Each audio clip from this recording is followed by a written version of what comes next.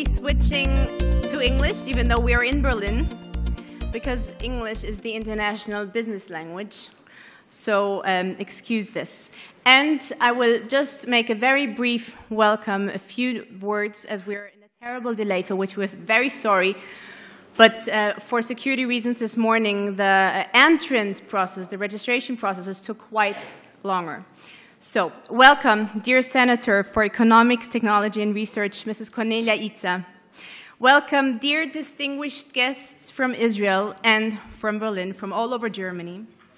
Thank you very much to the steering committee of this business lab, which you see in the Congress magazine. We don't have the time to go through it name by name, who did a wonderful job helping us set up what you're going to be hearing here in the next 2-3 hours, the business lab of the 3rd German Israelkongress, which focuses on startup synergies between Germany and Israel.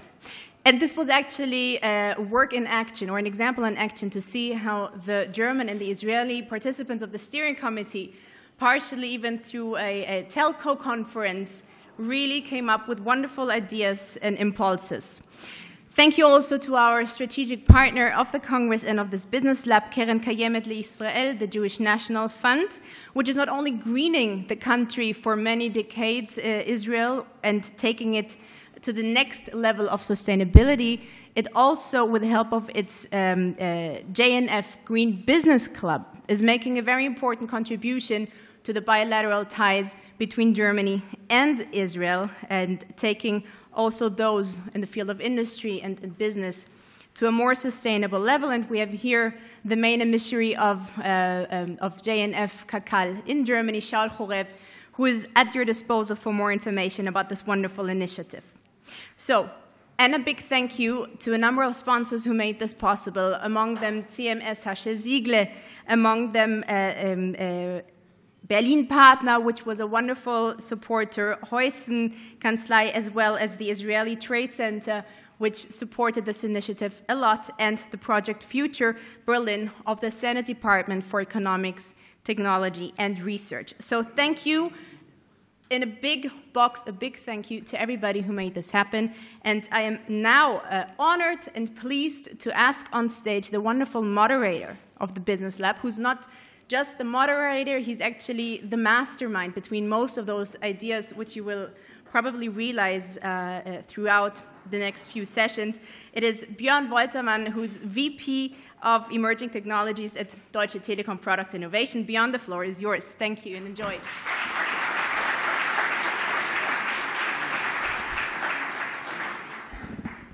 Perfect, Melody. Thank you very much. I just switched on to one of these other phones.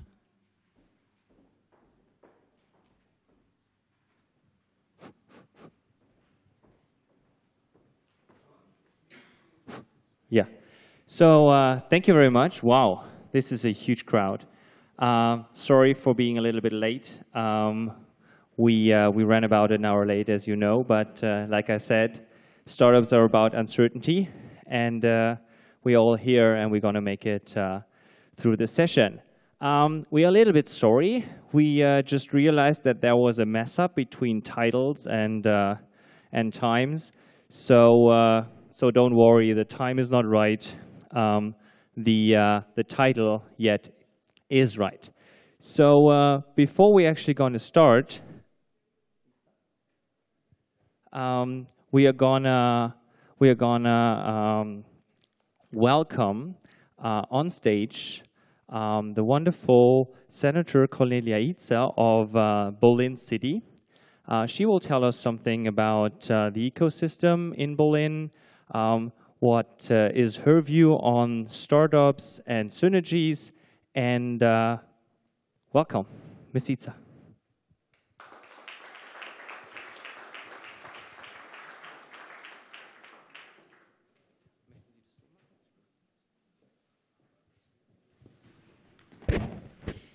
Ladies and gentlemen, welcome. Welcome to Berlin and welcome to this business lab at the 3rd German Israel Congress to intensify startup cooperations between Germany and Israel.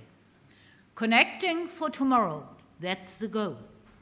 This business lab is taking place in Berlin in this format for the first time. I would like to thank the Congress organizers and partners for this initiative, in particular the organization I Like Israel and the Israeli Embassy. In deciding to hold this Congress here in Berlin, you have made the right choice. Germany's capital city belongs to the largest and most diverse research and science locations in Europe. People from across the world cooperate and network in Berlin's renowned universities, in more than 70 research institutions of applied science, and of course in business enterprises. Berlin is a growing city. It attracts talents from all over the world, and we expect more than 300,000 new inhabitants in the next years. Already today, 480,000 residents from 168 countries make Berlin a cosmopolitan city. Undoubtedly, Berlin is Germany's startup capital. Over 44,000 companies were founded in Berlin last year. The spirit of entrepreneurship is all over the place, and it is contagious. In Berlin, everyone who has a business idea or a product in mind asks himself why he did not already launch it to the market. The good availability of capital for seed funding is Berlin's asset, and it gives entrepreneurs the chance to realize their ideas. Berlin's investment bank is running the most successful VC fund in Germany, matching public money and private VC money. It started with funding of high-tech. Today, it is funding projects of creative industry up to high-end technology. And as startups are successful in Berlin, there is a need for more growth capital. I'm aware that we have to improve the legal framework for venture capital in Germany, whether it is taxation or a better framework for exits or a reliable legal basis for crowdfunding, the new instrument for funding. We have to work on this, and these are crucial issues which have to be solved on national, on federal level. But as I'm involved in the ongoing coalition talks for the new government, I can assure you that this is a crucial and top priority issue on the agenda. Berlin offers a unique landscape of technology parks, so-called locations of the future, and more global players start incubators and accelerators here. There, we successfully share knowledge, test out new cooperations, and bring together people with diverse sets of expertise. These are all key requirements for innovation.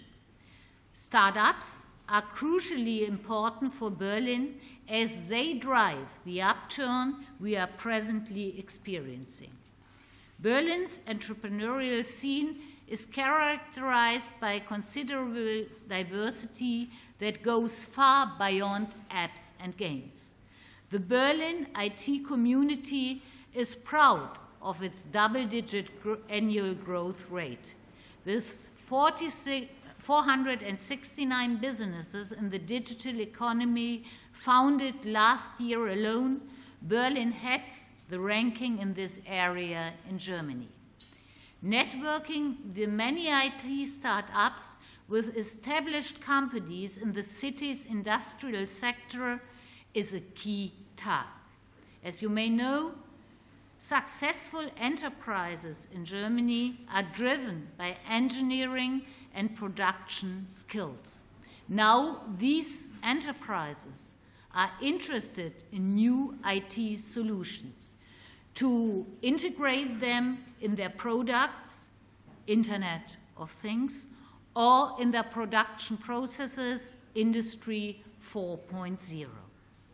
And there is another tradition in Germany and in Berlin as well. It is the strength in experts. To support the internationalization of our startups, we cooperate closely with federal government institutions, international partners, embassies, and associations located here in the capital, because it is key that startups go global right from the beginning. Opportunities such as this Congress allow to bridge the community directly to the global business world.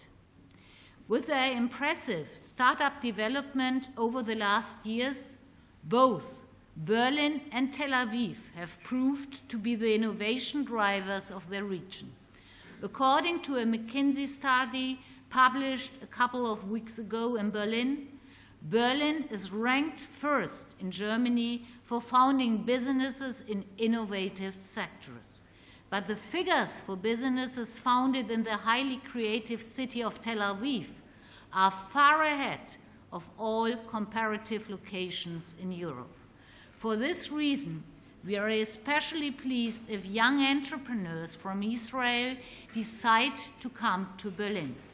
I would like to encourage you to join in more corporations, because Berlin companies could profit from the innovative ideas of young Israeli entrepreneurs and vice versa. There is already a very positive basis for intensifying this cooperation. Berlin and Israeli companies already cooperate closely and could certainly cooperate more intensely in the areas of information and communication technology, renewable energies, biotech, and medical engineering. The Business Lab has created a platform to debate, but it is even more ambitious. The objective is that the lab comes up with precise projects. So let's talk business, define the lab goals, and make them happen. I wish you all the best for your ventures. Once again, on behalf of the City of Berlin and the Senate Department for Economics, Technology and Research, a very warm welcome to Berlin and equally a cordial shalom.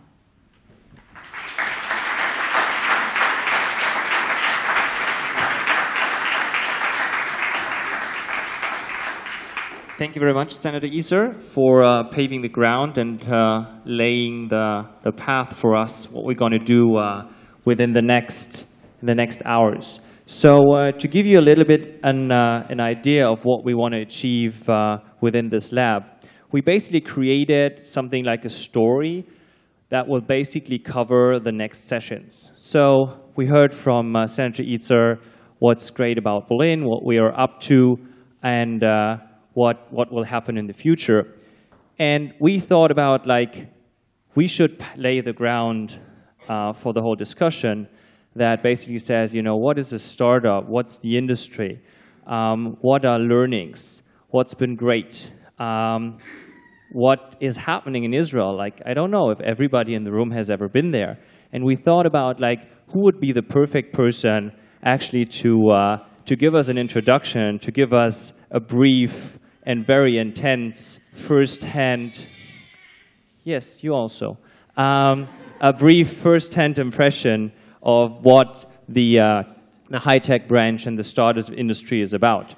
So we asked Yossi Vardi, who's probably the most known representative for this whole industry in Israel, and he said yes, and we are happy to welcome him on stage. Yossi Vardi.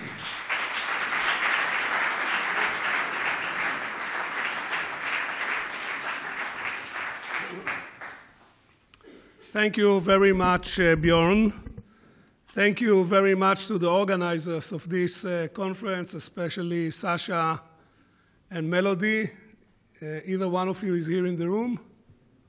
Melody, how about giving Melody a round of applause for the great job?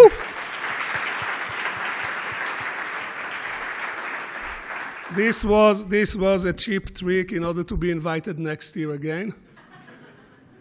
And it's really very nice to see so many of you coming on Sunday to hear and learn and share your support with us. Can I ask who in the audience ever been to Israel? Can you raise your hand? Okay, about 35%, 40%. Who never been in Israel? Can you raise your hand? 3%, 45% who have been, 3% who never been. 52% who don't understand my accent.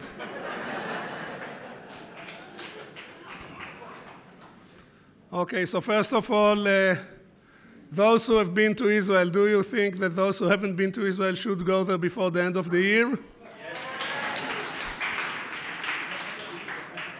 Who was not in Israel intend to go to Israel in the next 12 months? Can you raise your hand? David Federman, are you here? David? David, where are you? Stand up. David, I want you to tell your father that I'm doing a nice promotion to the hoteliers in Israel. David, father Mickey is the head of the, among many other positive things he's doing for the country, is the head of the Hotelier Association. He is also the head of the Dan Hotels, the chairman of the Israel-German Chamber of Commerce, and a good friend of mine, and I have to take care of his well-being because, as you may remember, in 2003, at the heart of the Intifada, the situation of the hoteliers was so bad that they began to steal the towels of the guests.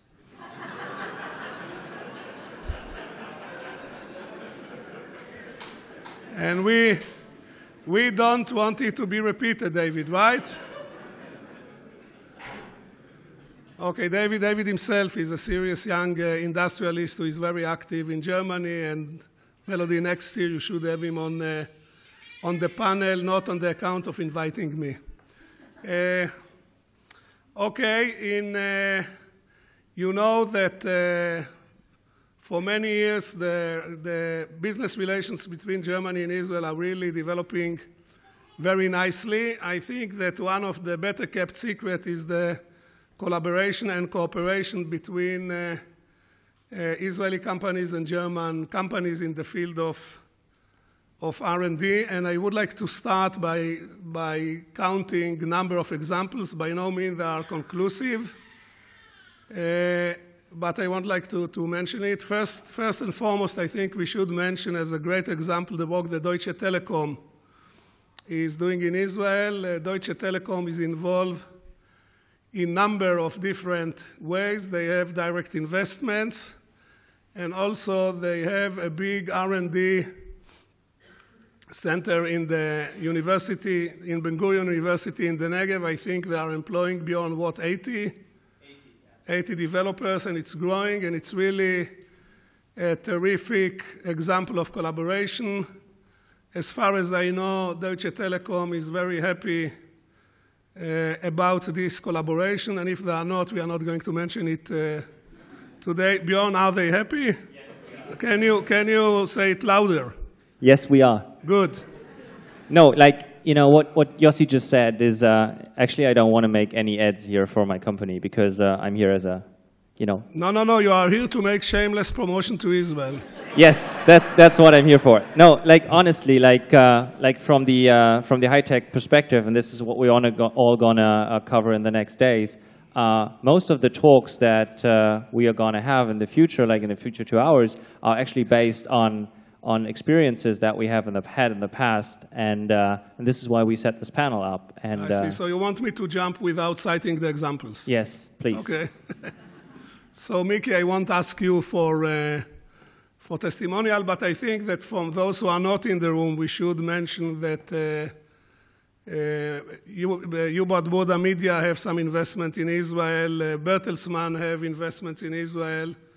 Holdspring have investments in Israel in data of biotechnology.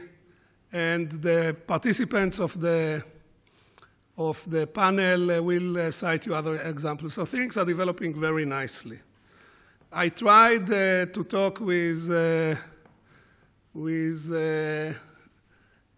Davidson what makes this collaboration so well, and we came to the conclusion that this is the unique combination of German improvisation and Israeli punctuality. But as you will see in the high-tech industry, different locations have different cultures. Israel is very good at the early stage of the development cycle. When coming with ideas, deploying them, moving very fast are the most important things. So you will see that there are, as the senator mentioned, about 6,000 startups in Israel. They develop very quickly. They come with original ideas. They deploy them very rapidly on a low budget, and the people are extremely dedicated to the cause. Like all Israelis, you know, everybody in Israel thinks that what he's doing is the most important task for the national cause. So we are very good in coming with the ideas where the motivation and the passion are the most important ingredients. When it comes to scaling and marketing, etc., well, then we begin to stutter a little bit. And this is when teaming up with large corporations serve a great project. And if you will look on the model of what works well in Israel, you will see maybe 80 or 90% of the cases is small Israeli guys, few guys with an idea, come with some concept, they deploy it very quickly, they throw it in the market, sometimes half-brewed, sometimes not completely developed, sometimes with errors, but they get it going, and then the large companies are coming. I got my 5 minutes of fame when I sponsored 4 Israeli kids without knowing exactly what I'm doing, who invented the first internet wide instant message called ICQ. Anybody of you used ICQ? Can you raise your hand? I didn't know we have so many old people in the audience. And 15 years after we deployed the product, it was still in a beta status. Beta is the name in the industry for product which is not totally debugged. So we used to deploy a product, then after 2 weeks, another version, after 2 weeks, another version, and so on and so on. It was never fully debugged. This is the Israeli culture, for good or for bad. It has advantages and it has disadvantages. So this is the kind of ecosystem that we have in Israel. In Israel, every kid wants to create a startup. You know, the dream of everybody is to create a startup, and anybody in the audience can guess why is it so? Why every kid in Israel wants to have a startup?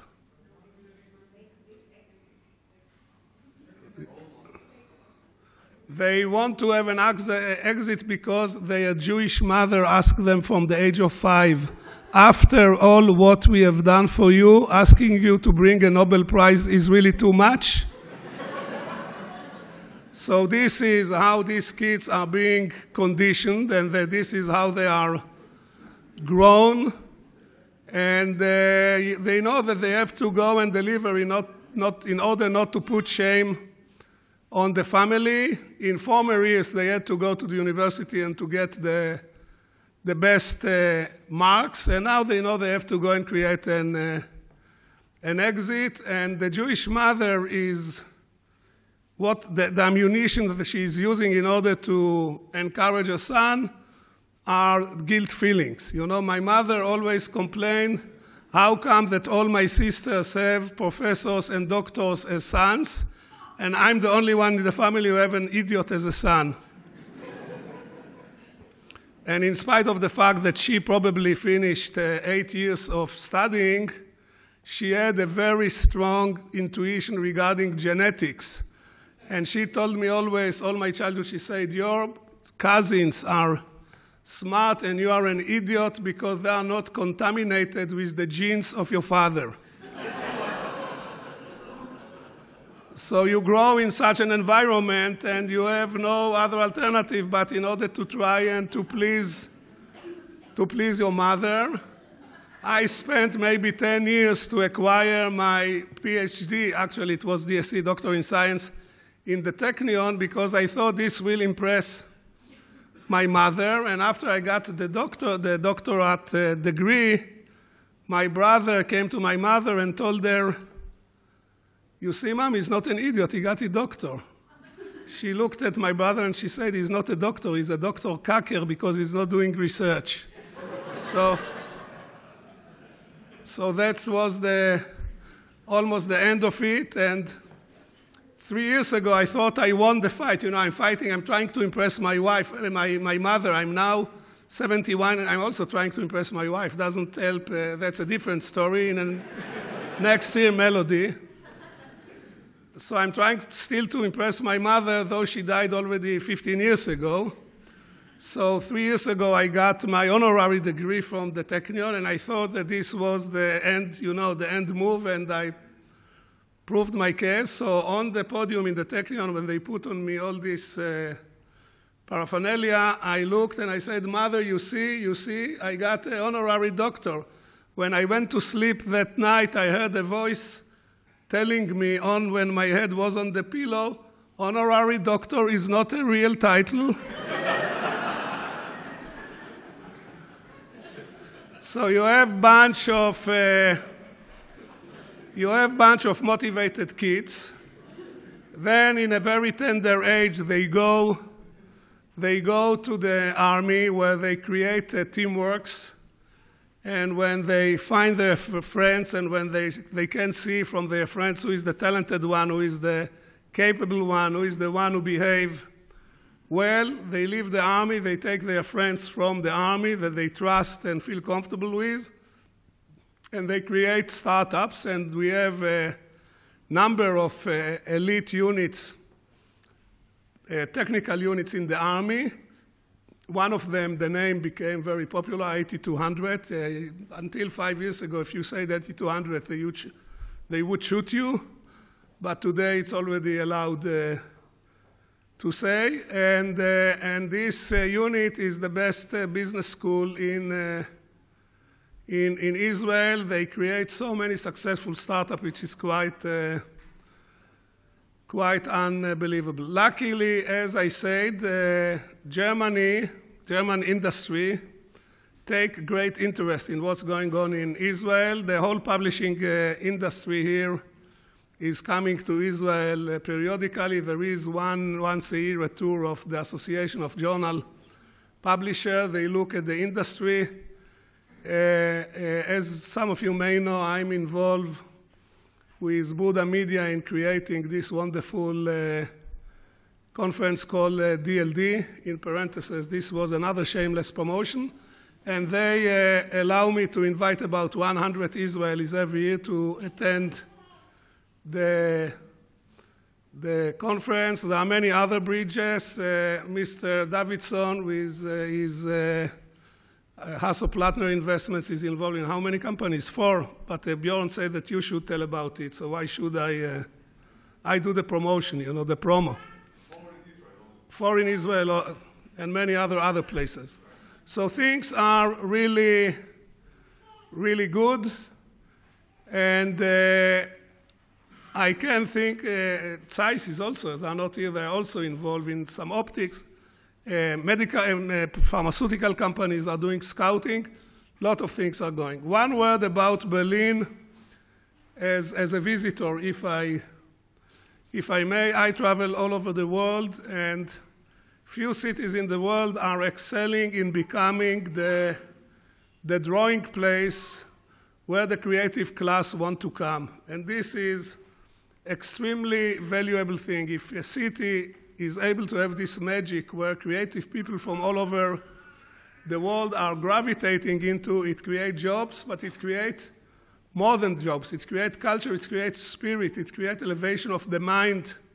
It creates getting from human brains the best things that they can release. And fortunately for Tel Aviv became one of the world leading hubs. And fortunately for Berlin also became one of the world leading hubs. And it happened, I think, in the last 5-6 years in very accelerated pace.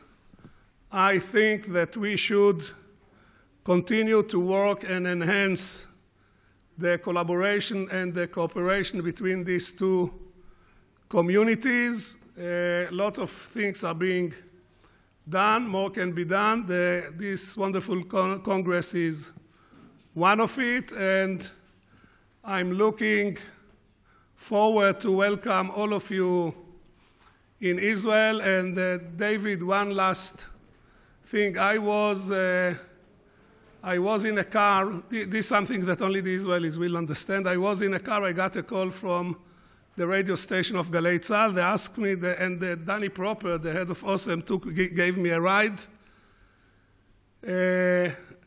The interviewer asked me how I explain the success of the Israeli high-tech. I told him that in order to understand the success of the Israeli high-tech, you have to think what is the one thing that Israelis have which doesn't exist in other places. This will explain the success of the Israeli high-tech.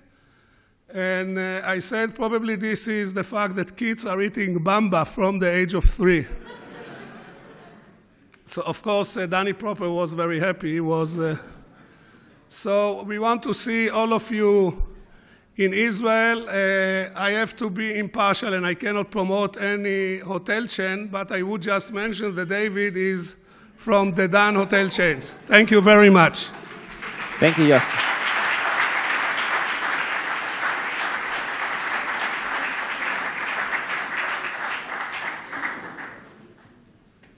So, thank you, Yossi. Did we expect too much? I think not. So, perfect. So, can we go to panel number 1? One slide backwards. Perfect. So, the next topic that we want to cover is what are actually the cultures of risk investment and innovation in Israel and in Germany, and what are the differences, and what can we learn from each other? We heard from Yossi that Berlin, Tel Aviv, such as London or San Francisco are actually cities that attract young, entrepreneurial, innovative, creative minds. But here, actually, we want to cover the industries that actually have a different way to deal with risk and innovation. And I will welcome on stage Eran Davidson, founder of the Hasso-Plattner Venture Funds, and an entrepreneur. Welcome you on stage, please.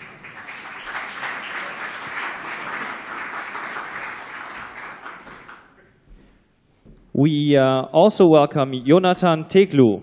He's co-founder and managing partner of SpringStar, and has a few other interesting stories to tell. Welcome. Thank you. And last but not least, Uri Adoni. He is partner at Jerusalem Venture Partners, JVP. Just flew in this morning from Jerusalem. Thank you for joining us.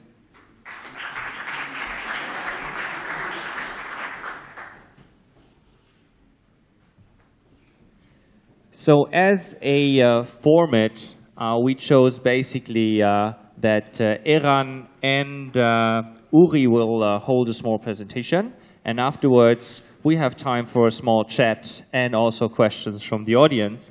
And I would like Uri Adoni to start. Please welcome.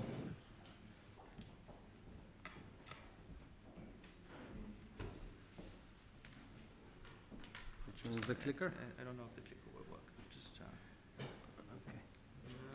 No, okay. So hello everybody, thank you for having me here today.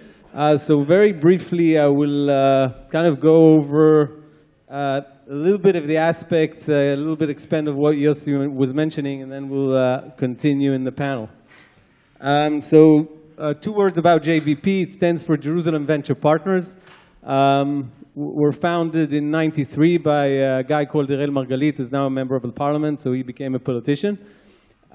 We created over 95 companies since. We had 26 exits, 11 IPOs, and 15 M&As.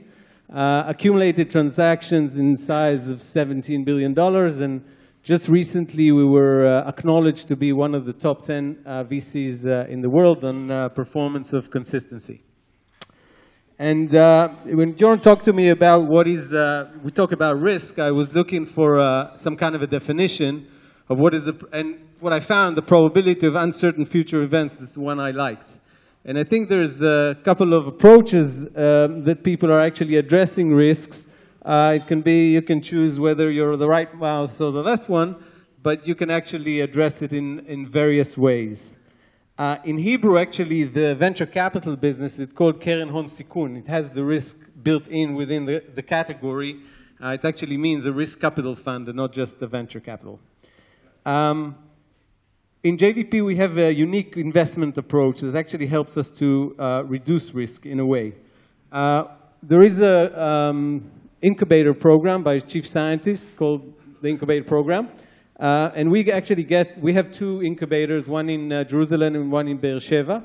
And we actually get grants up to $500,000 per company, which we actually risk our side because we get this kind of partial investment for the government. Then we put some more money from our labs on top of this government support. And then if the company succeeds or graduates the incubator after about 18 months, then we come in as the fund and actually deploy more capital into the company. One of the things we're doing is putting strategic partners as investors or partnerships in very early stage of the company. So again, it reduces the risk because we actually have somebody from the market that can be a design partner or can be an investor together with us in the early stage of the company, and thus giving us more visibility to the market and to get the right product at the right time. Next thing is focus. So we focus on digital media, on cybersecurity and storage. Again, from our perspective, focus, again, reduces risk because you're actually focusing on something that you know about. We don't do medical, we don't do biotech, we don't do clean tech, so we're not kind of overall kind of fund, but we're specified in these segments. And if you will look at, I won't go through all our portfolio, obviously, but if you look at our portfolio, we'll see all the companies are actually coming or from digital media, or from cybersecurity, enterprise software, or storage and infrastructure. A word about the culture of risk management and the culture of Israel. And again, Yossi touched a little bit about it. There's real talent. Yossi mentioned the 8200 unit, which is one of the top, probably, technological units. But the Army aspect actually is not just about the technologies coming out. It's also about the get-to-go approach, kind of get-it-done approach. If you're in a combat unit, for that matter, you need to get the mission done. And this is something that within the Army we get very strongly. And this kind of approach, a get-it-done approach, in many cases, we bring into business, into startups, which is very relevant. A lot of academia involved, obviously, and we had a big immigration in the 90s from Russia, which gave us a lot of talent. There's a whole list of government incentives. The Yozma program, who started the VCs, the chief scientists. Again, I won't go into that. But the government actually supports the industry. So again, from an investment perspective, that actually reduces our risk. Addressable market, we actually don't have a local market. Or it's a very small one. And the neighborhood is not that friendly yet. Hopefully it will be. So we actually look at companies, 3 people startup. For us is a multinational from day one. So we actually look at international markets. We don't have a big enough local market, which is a very important thing when you create a company to start thinking multinationally from day one. And then there's some some cultural aspects, which is, again, we kind of willing to kind of question the conventional. I think there's Shimon Peres came to visit us a couple of months ago in our offices, and he said, you know, that one of the things that Jewish are never satisfied, or they always have something to complain about, or whatever. In a way, the startup industry turned it into an advantage, because they say, oh, I'm not happy with that. Well, I can actually do better and fix it. So the whole notion of not accepting things as they are very strong in Israel, and is part of the drive between behind the industry. Constructive failure is an important aspect, which, again, I learned a little bit about Germany and Berlin, but if somebody most startups don't succeed, that's statistically. We don't look at somebody who started a startup and didn't succeeded as a failure or as a loser. In a way, on the contrary, it's somebody who jumped into the water, tried it, then didn't succeed. That's fair enough. Probably they will do better next time because they have learned their lesson. So I think kind of the constructive failure is something that's very important in the culture, because people are not afraid actually to start something because they know the society supports them. There's the chutzpah effect. Again, I won't go into that because of time limitation, but it's a very Israeli/Jewish thing. We just go after the big names. You know, we had a company we invested a year ago. They just had a little mock-up in the mobile space. They went to Barcelona, to the big congress. They started talking to the CEOs of the largest telecoms in Europe, in the US, to very high-level VCs, and said, yeah, this is the mock-up. We're going to be there in 6 months. Talk to us. Some said no, but some said yes. And this kind of chutzpah and boldness to go and knock on the largest doors actually enables these companies to start from a very high level once they get in. And they don't go gradually from a small partnership, and then, because you don't have time. You have to really rush things in this business. And then I think another last thing, maybe it's the improvisation thing. We constantly improvise. If you think about the history of Israel, in a way, it's a startup of its own. You know, there was a vision by Herzl, said, you know, if you will, it's not a legend. And then there was this operational guy called Ben Gurion who actually made it happen. So we have in our DNA, in a way, this kind of improvisation that startups need. And again, sometimes we take it to extreme, but you know, an American CEO tells his employee to do something, they just do it.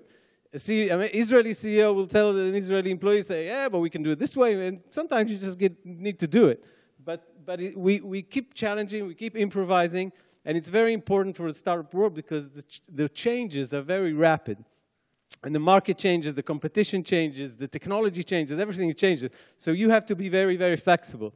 You can't be a big ship, you need to be like more of a scooter in terms of reactions. So we'll expand it later, but a few ways to reduce risk. You know, look at great teams, look at growing markets, but not too crowded ones.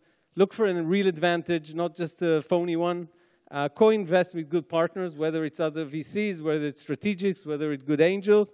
And you know your competition inside and out. That's probably the best tip I can give any entrepreneur. Just learn the competition as well as you can. And I'll finalize with T.S. Eliot quotes. It said, only those who will risk going too far can possibly find out how far one can go. And thank you for that. Wow.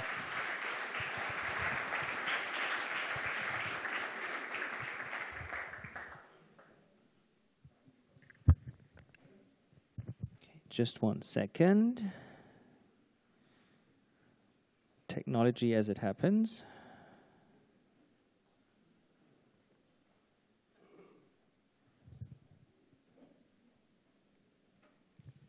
So this was one point of view on risk and culture. A different point of view, maybe there are some similarities, maybe some differences, are going to be presented by Eran Davidson. Eran, please.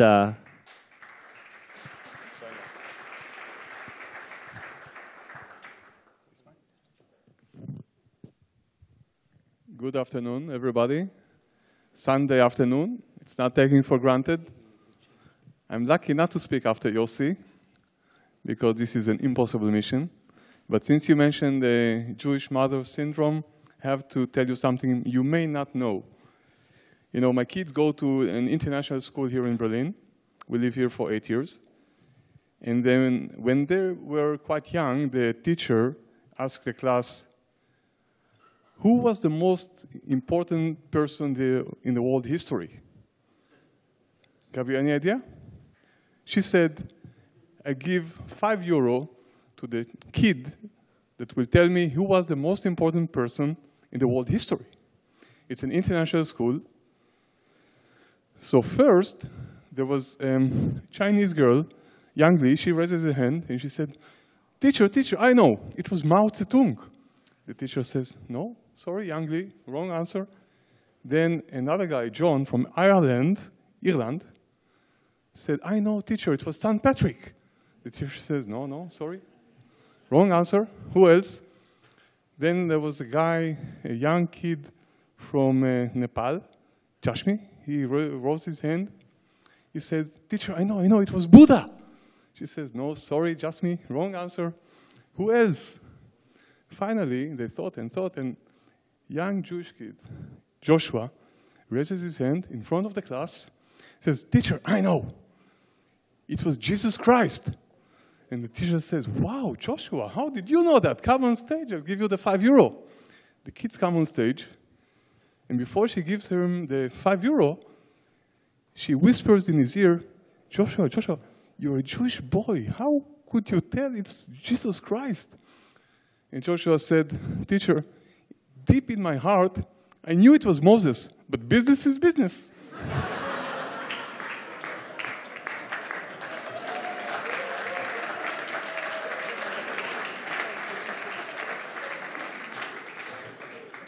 Put it on your list. So I came to Berlin 8 years ago, and now we all talk about startups, but now that I look backwards, I found out, actually, I just came to my mind that I was the first startup coming from Israel to Berlin, because I just had a phone call a few days earlier from a guy called Hasso Plattner. Apparently, I found out he was a founder of SAP, but when I got the phone call, I had no clue who Hasso Plattner is. And he said, why won't you come over to Berlin and start a venture capital fund for me? I said, well, that's a nice idea, but I really don't trust it. But eventually, he managed to convince me to come over. I called my wife. Actually, this proposal was in Palo Alto, and I told her, we are moving to Berlin. And she said immediately, what? What are you talking about? She was Lisa. She's right here. Raise your hand, please. Okay. It was a big move coming to this desert because there was no startup here, no venture capital.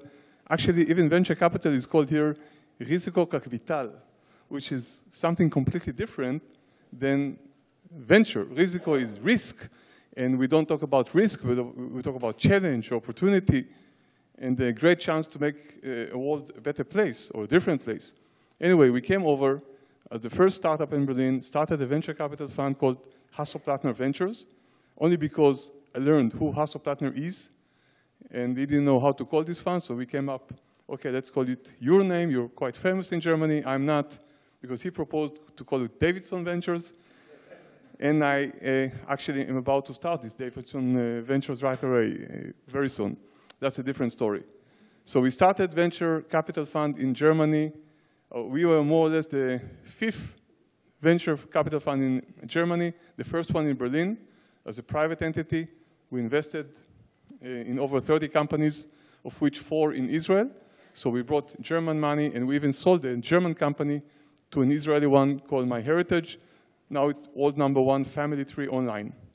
So what I'm going to show you now in a few minutes is lessons learned in the last 8 years about the innovation clash between Israel and Germany. So you have a great idea, and you go to a developer.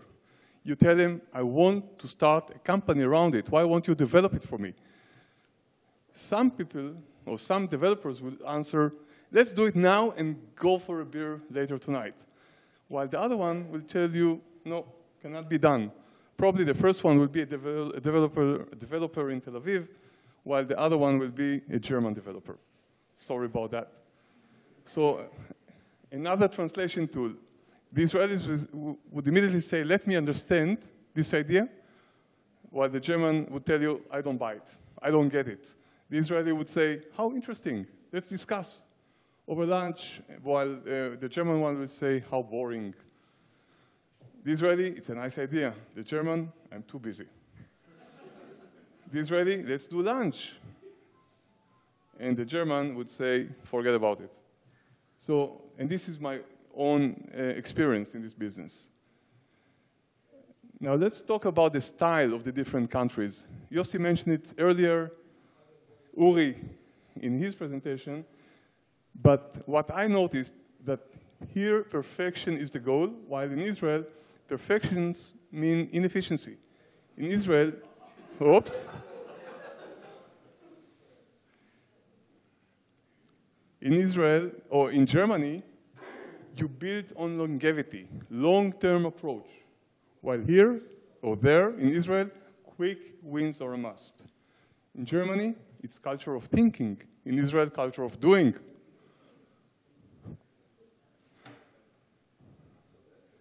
In Germany, the way things are. In Israel, let's try new things. Here, pride in ingenuity, originality. In Israel, pride in practicality. In Israel, more feature, the better. In Germany, sorry. In Israel, simplicity and design of the product. In Germany, let's start from scratch. In Israel, let's build on others. Capability-driven products here versus market-driven products in Israel. Engineers become managers in this country. In Israel, managers are businessmen. Here, we look on everything through the balance sheet. Financial people control everything, while in Israel, marketing orientation. Take a good photo. It's something based on a lot of experience. Let's understand motivation. Why would young guys work in a startup? You know that the top 3 reasons for working in a startup environment is the challenge of the problem, curiosity, and it's fun. It's entertaining. This is Israel, Silicon Valley, and elsewhere, while there are many other reasons. Let's not go over it. We're short in time, but the very last one is to earn money. So if you want to attract people into your own startup or to start your own business, don't run after the money. Look for the other reasons, which are the first priority for people to start their own company. Another way to look at it is the entrepreneurship style. And this is a very interesting circle of happening, of processes in different mindsets. In Germany, no, let's start with the Israeli side. You have the courage to start a company. You go this direction, then you try and practice it in the market. Then you make a decision. Am I in the right direction, on the right company? Like Uri mentioned before, first you go and sell your product before you even have a product. Finally, you learn if you did the right thing or not. In the meanwhile, you may fail many times. Take the same circle the other way around, and this is the German way. First, vision, knowledge, learn, understand, spend years on research and development. Finally, you can make a decision. Then you can practice it a little bit. Only at the very end of the road, you have the courage to go and do it. Same thing, different approach, different countries.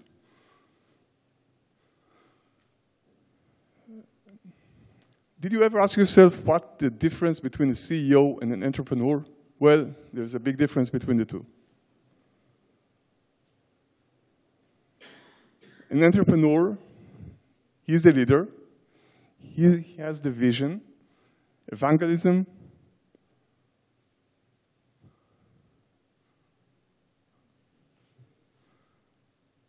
What's going on here?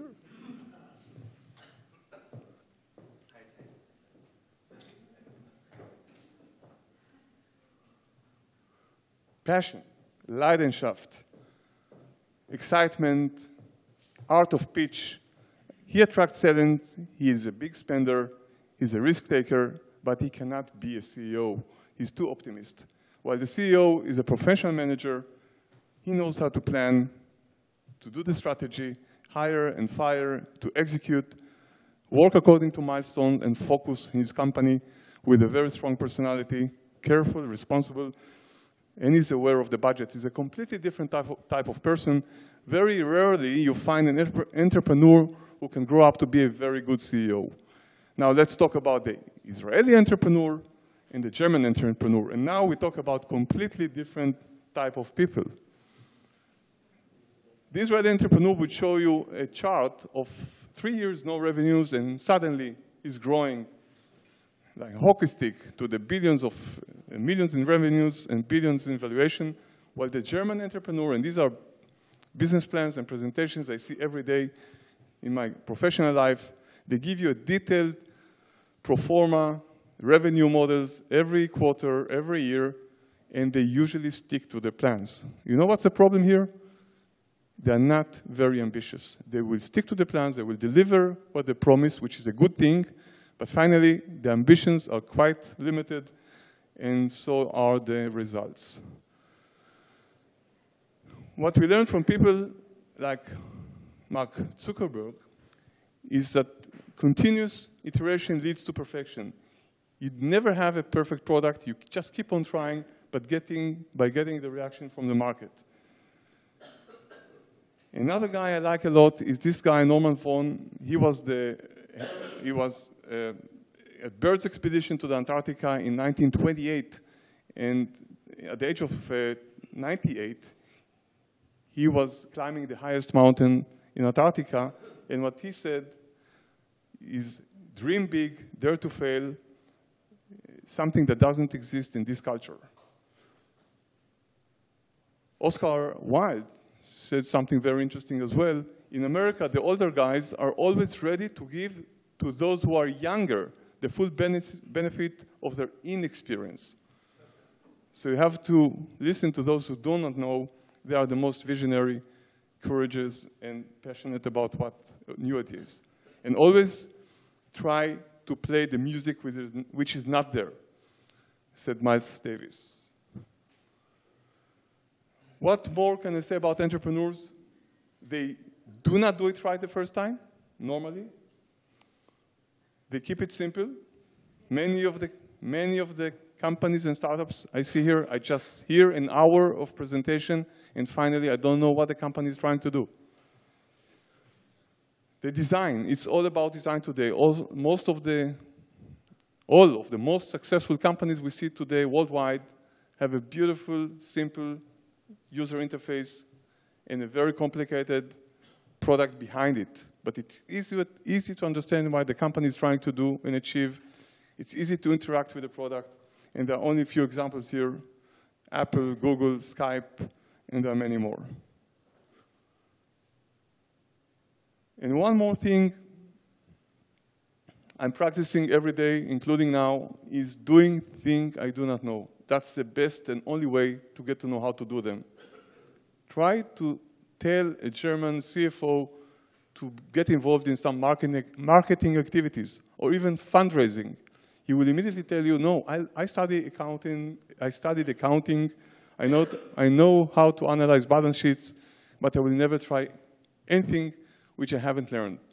While in our country, in Israel, in my nature, you have to try a lot of things that you do not know, and actually you have no choice when you run a startup company, but doing all those activities you can't finance. You can't hire a financial guy at the beginning. You can't hire a marketing expert.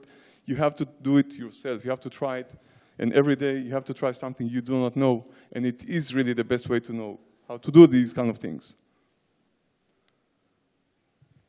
And this one I like a lot because it also shows something about our culture in Israel, which I try to bring to Germany. You miss 100% of those shots you do not take. So the only way to finally shoot one right is to keep on trying, said Wayne Gretzky, the world's greatest ice hockey player. When I came to Germany, Eran. Last slide. Yes, please. This is the very last slide. Yes. Because I want your Burning Man slide. I want everybody to stand up now. Please stand up.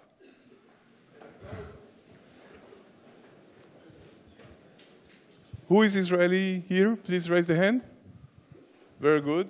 Now, please don't stand Israeli next to Israeli. Go to a place where you're surrounded by German people. Change your seats. I want Israeli. Okay. German. Now, Bjorn, come to me, please. You know, I just came from a festival called Burning Man, and what I learned there that shaking hands like that is very old-fashioned, informal. Please hug each other like that.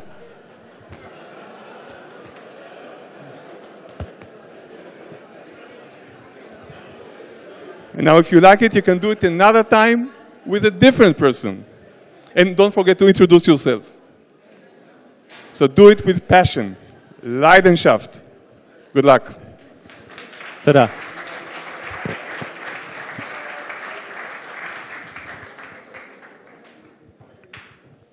So, wow, thank you. Two great, very different talks.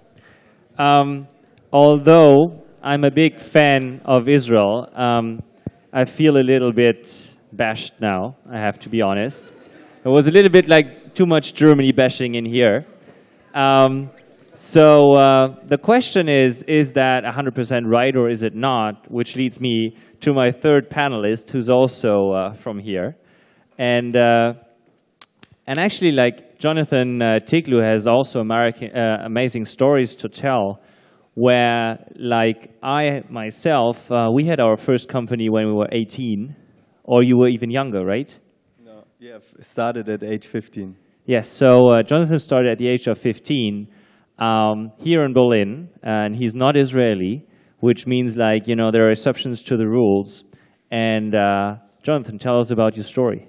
Yeah, so basically a lot of things that you guys said, I have to say they are true, but there are exceptions, especially right now in Berlin. There are a lot of risk takers. More and more people are coming here in order to start a company. So I was actually very lucky at age 18. I joined a couple of guys who were about to start a social network. So I joined them. I could code a little bit, and we started it. 11 months later, we had 2.5 million users in Germany, Switzerland, and Austria, and we were lucky to sell the company. And that led me 2 years later to the next venture I've started here in Berlin. It's called Global Leads Group. It's a software company with which we create software for online marketing.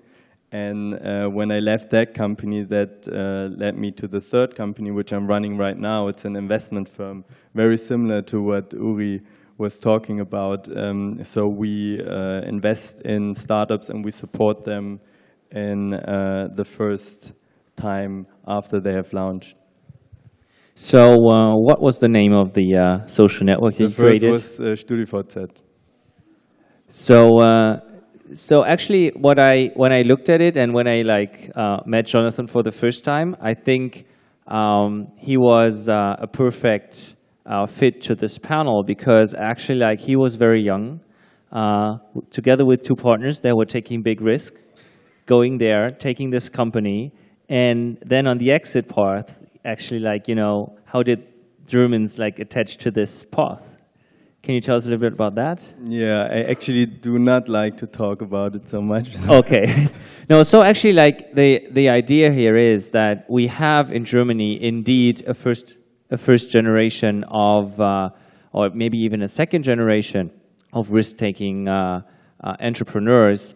But it's like the second generation, where in Israel, actually, you have an experience of 30 years. So the ecosystem is much more grown and much more mature, and there are hundreds and, let's say hundreds of people around you can actually talk to if you're young and if you're ambitious. So what do you guys think from an ecosystem perspective? What can Berlin and Germany learn from Israelis, and actually what's your involvement here actually to make this happen and to grow this? So I think, again, as an observer, I've been here for a day. I have been here a few months ago as well. But I think one of the things that is very kind of extreme in a way in Berlin is the way the creativity is here and the passion is here, and you see young people coming with ideas, but there's no real ecosystem to actually support them. So it's actually just beginning. And actually, a good friend of mine told me that it reminds him of New York of a few years ago. Now New York is booming in terms of startups. So I think the passion is here, the talent is here, the creativity is here, but I think the ecosystem is not there yet. And the ecosystem includes both, the capital, it can be government support and things like that, but also some of the cultural things that I've mentioned. So I think part of it is actually going bold, being risky, taking bold ideas, getting out of Germany as well. So Germany is a big market, and you can create a nice company, but if you don't go outside, it will never be a global company. And one of the things that you should start from day one is actually going global. So don't settle only on the local market. And from that perspective, I think that in a way, without the creativity and the innovation, you wouldn't have anything. But once you have that, it's like a little plant. You need to water it, you need to nurture it in order to actually grow. The other thing I would like to say is that you need to take into account that most startups don't succeed. So even, I can show you exits that we had, etc., for billions of dollars, but most of our investments don't eventually succeed. So this is why you have a portfolio. So I think the idea of actually jumping into the waters, doing something, and trying is actually a very big step ahead. Just to give you a number, we look at about 800 companies every year, and we invest in about 6. So it's 1 to 100, a bit less than that. So we look at a lot of companies, and we invest in less than 1%. So and there's a lot of entrepreneurs out there that are trying, and I think that's the main thing, to actually start something, see that it's actually catching something in the market, see how the market reacts to you, try to get it right. Not right like the right product, but get it right in terms of the direction, and keep working on that as you go. So is it a lack of social appreciation of actually starting and trying it? It's like if something fails, is it like, a big stigma on your resume, or what's the problem? So it might be. So I think that, again, as I mentioned earlier, I think that one of the good things in the Israeli culture is that you're not labeled as a failure, as a loser. In a way, it's almost the other way around, because if we look at an entrepreneur that already had, obviously we prefer serial successful entrepreneurs, like Jonathan, somebody who made a company after company and each one succeeds. But they are rare. But you do have quite a lot of entrepreneurs that actually didn't make it the first time, but they gained a lot of experience. And actually part of the government support and the incubation program, etc., it's teaching people to start being or giving them the opportunity to actually make mistakes and learn from the mistakes. And then the second time, if you invest in somebody who already had a startup and didn't succeed, the chances that they are smarter and more experienced are very high. So in a way, you're better off with somebody who failed rather than a complete newcomer. Those who left the room miss the punchline. So don't leave. There's a very practical solution. Don't leave. We found out, Yossi and myself, that people perform much better under threat. We in Israel are constantly under the threat of the Iranian attack. And I think if we just ask the Iranians to point the target on Germany instead of Israel, everybody will become very entrepreneurial, driven, and he will get the best out of himself. I think this is much more practical solution. And also maybe there's another solution. I will be relieved. Yeah, but my son is in the Israeli army. So Jonathan, when you looking back to your career and what you've seen, how did you and your partners deal with risk and also failure? And sometimes, how did you do this? So if I look back, we did a lot of stupid things. We took a lot of risks that I would probably not take again. I think the most important thing is just to get going, and once you're started, you just see the positive things, you see the light at the end of the tunnel, and then you do all the kind of mistakes. You're not too rational about it. You don't think about every decision too much, so that you start to get afraid. The longer you think about a decision, the more worries comes into your mind and the more scarier you become. I think it's very important to keep that momentum very high all the time. So there was actually a very interesting moment for myself, and that was actually watching Felix Baumgartner jumping off this balloon.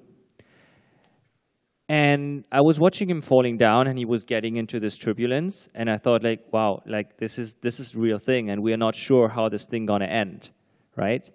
And then I realized, you know, this is the first thing I ever watched something live on TV in my life where the outcome was not sure. The last time someone jumped from this was in '56. So he broke a record that was set in '56 by Kittinger. So we have to ask ourselves as a society, like, you know, are we still taking risk? You know, Christopher Columbus, he sailed off westwards, like off Portugal, and he didn't know what's coming there. Like, you know, he didn't know if food will gonna last. You know, maybe we run out of food and water before we actually like reach land. They didn't know. And I think this is what Jonathan was describing. You have to be bold, and you have to, you know there is a goal, and we are going there basically, and you have to keep going and not think, oh, maybe there is no land, like, you know, after 2 months, maybe we turn around. No, but like there's something like in the aeronautics industry and in the Air Force, there's something like a point of no return, where basically you don't have enough fuel for your way back than for your way forward to actually land where you want to land. So the question is, in our perception of entrepreneurs, we should look at them like the Christopher Columbuses of our days, because basically they sail off to find something that's new, and we will all participate from that. So the question is, what's our all support for these kind of people, even if they have failed? Because, like, you know, we will just waste these type of people. Because if they just have one chance, and we know that 90%, 80% of all startups fail, they will just get one chance, and we will run out of entrepreneurs pretty soon. So what do you do with your investments and the people you coach? First, let's remind ourselves something very important and very simple. The failure is the best lesson an entrepreneur can get, and it's only a loss of the investor. So normally we talk about 18 years old or 20-something that has nothing to risk besides a few years of their life. They don't have a family on their back, mortgage, house, dog, and a car. They only have their time spending on a great idea. They can go to the bar and talk about it. That's what people normally do. It's cool to be in a startup nowadays. So if they lose, nothing happens. They go to the next job and they get a great experience, while the investors, Uri, me, and others, write off 1, 2, 3 million euros. But this is part of the game. That's part of the game. We know that we're going to make a big success if we're good 1 out of 10. And the other 9 will be written off, and we will still be profitable. His fund is one of the best performing funds worldwide. Mine is doing well. So we are not worried about writing off a few millions. And you, the entrepreneurs, you guys, get the best chance and experience of your life. And like you said, no risk, no fun.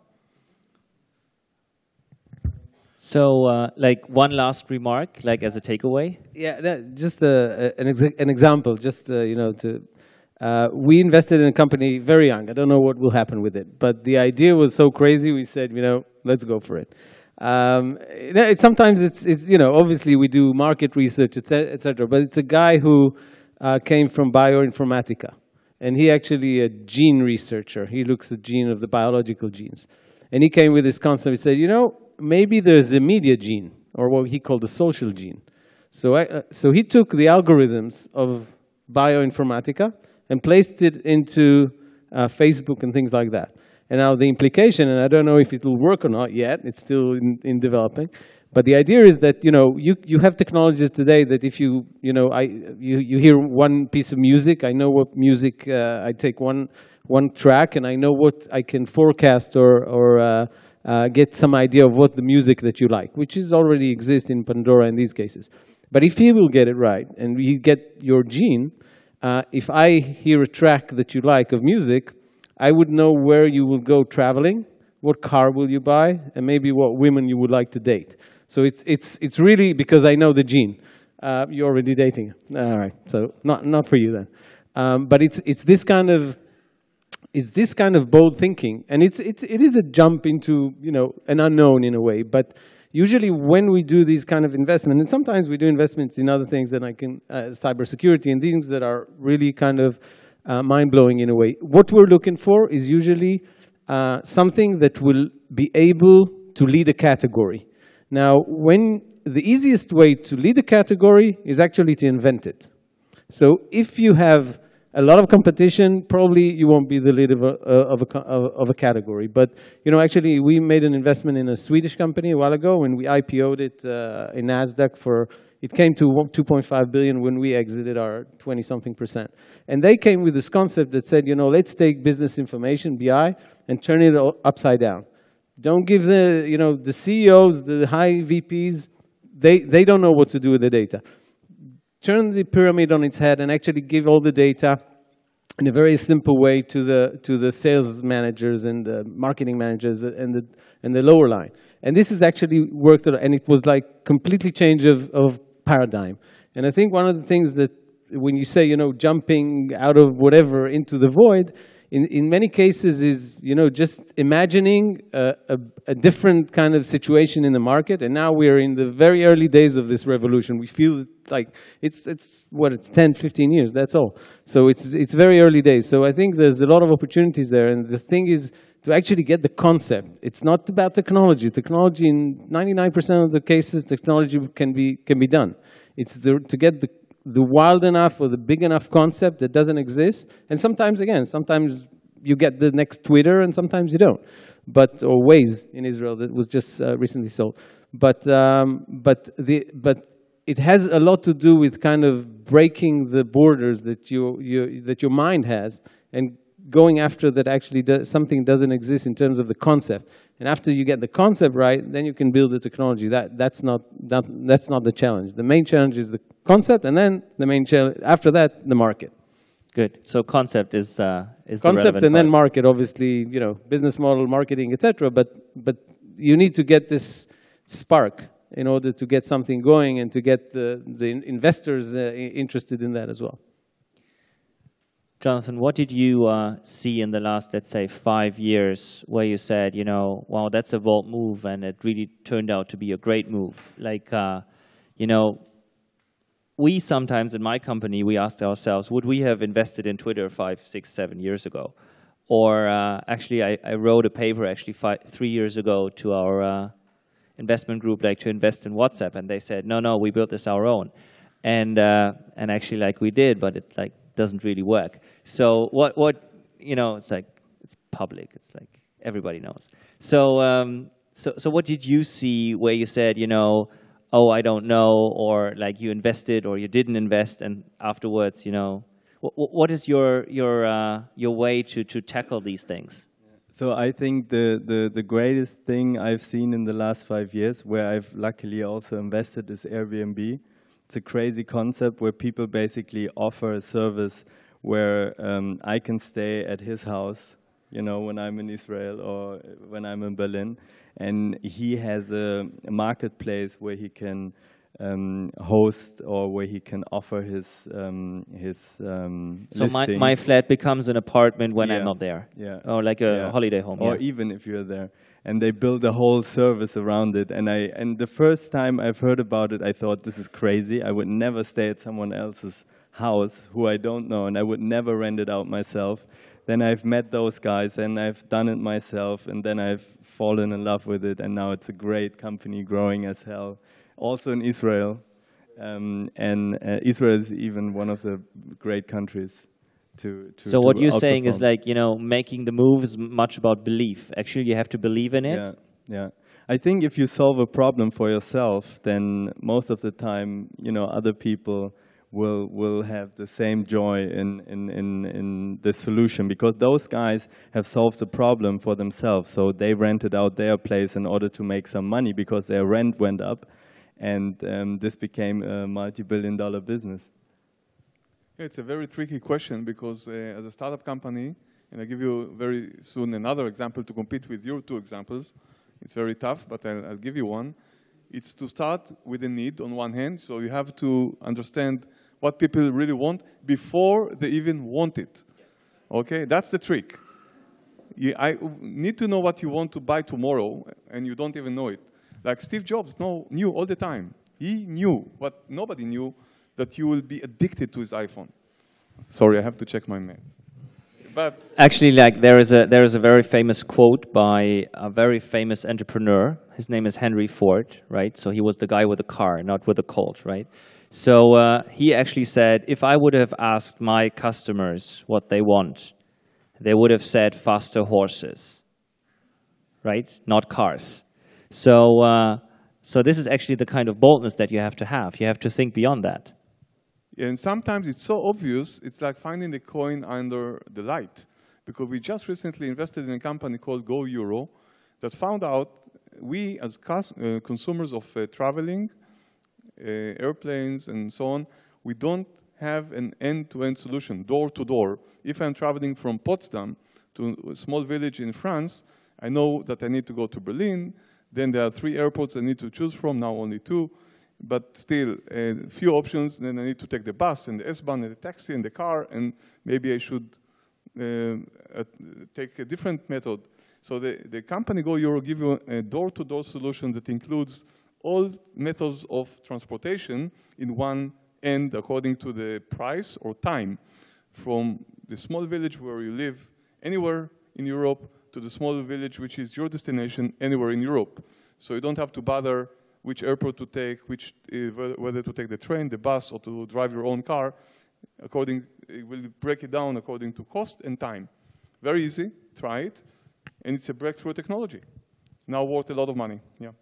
Yeah, so actually, like, we have had this in the past many times. So, you know, I came up with a company, I said, cool company, and then people told me, you know, why hasn't anybody else done this? If no one has done it yet, why is it relevant? Because it's like so easy, so simple. Sometimes the simple things are actually the big things, you know? For example, like, we have a game that we play that, you know, inside my organization, which is like, find out why a company was successful. So let's do this, and you can find out something for yourself, and you can learn like how companies actually took risk and what was great from them. So actually, we threw a name into the room and said like WhatsApp. So WhatsApp is, I think, the 250th instant messenger that was around.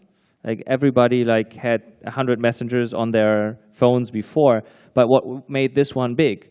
Actually, it's a very, very, very super simple solution. So the difference was, so with all other instant messengers, you needed to sign up with your email address and got a password, and then you can send to other people where you knew the email address from.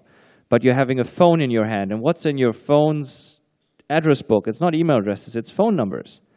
Actually, like, at WhatsApp was the first service where you can sign up with your phone number, which instantly, like, populated your address book, and you can send everybody on your phone who already had the service, and you didn't need to ask them, you know, do you also have this thing?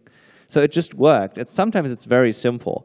So the people from WhatsApp, actually, they came to their first VCs, and they first said, you know, it's the 250s, you know, instant messenger. We don't need a 250s instant messenger. But sometimes the small things are actually the big difference, which comes back to the be bold, believe in your idea, and actually keep with that. Keep it simple. Yes. Again, just as an example of something that, again, it's young. I don't know if it will succeed or not, but it's two actually women entrepreneurs that came up with an issue that apparently every woman has, which is, I have nothing to wear. And the closet is full of clothes.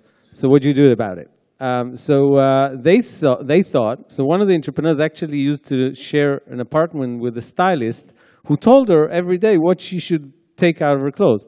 And then she came up with an idea, okay, why shouldn't I have the stylist as a roommate? But then she left the stylist, and then she didn't know what to wear. So she came up with this concept saying, okay, I'll create a social network around styling. So it's a crowd styling kind of a platform that you can say, you know, I'm going to a business meeting tonight. What should I wear? You actually upload photos of your real clothes to the web. You have a virtual clothes, and then people can just create looks for you. You should wear these trousers with this shirt, with these shoes or whatever. And then obviously you can drag from shops as well, and there's a business model behind it, because we can say you can have these shoes and you can click buy these shoes if you don't have the right ones. So again, I don't know if it will work or not. It's called Wishy.me, by the way, if you can try it out. And there's some technology behind it, but the idea is coming from a real need of a real woman who felt it like on an everyday basis, and she thought, why can't I make something out of it? And she came with this company. And so sometimes the idea is, again, it's not, in many cases people think that you need to know a lot about technology and all about algorithms, and in many cases it's the concept. And there's a lot of, by the way, concepts in cybersecurity as well, that you need to kind of think differently than what others are thinking, and by that you actually solve a big cyber issue. So, I think the main message is you can, you said under the light. Sometimes the idea is actually, if you have a pain and you're not happy with something, you go on the street and you get stuck with traffic jam, and you say, why couldn't I know before? So there was a guy who said that and created a $1 billion company called Waze. So everybody knows the pain. Everybody knows the need. They come up with a company. And this is kind of the entrepreneurial way of thinking. It's not just, by the way, there's a big difference, just last sentence, between an idea and a company. Everybody has an idea, but not every idea is a company, and not every company is a good company. So there's a transition, or a kind of a growing phase that you need to go through. But the initial thing is an idea, and then you can check it out, whether it actually holds to hold a company and to grow and to be a category, etc. Perfect. I would like to say one more thing about risk, because your intention was this cultural thing, the risk thing, and there's one thing I've learned in my startups is, whenever we discuss an idea and we go around and talk to people who are really close to us, like our parents, sisters, family, the closest friends, whenever they all agree and say it's a good idea, we never do it. The good ideas, it's always the same. The good ideas, people who really like you tell you you're an idiot, don't do it. It's a bad thing. Whenever you have too many people agreeing with you on an idea, I wouldn't do it. That's really one thing that I've seen in all companies that succeeded. Always the people don't, they don't agree with a new idea. And that's all about risk, Then you have to take the risk. I disagree completely. But I do add one ingredient to the formula of both of you, which is one word called execution. Execution in the good old days was, cut a neck from somebody's head.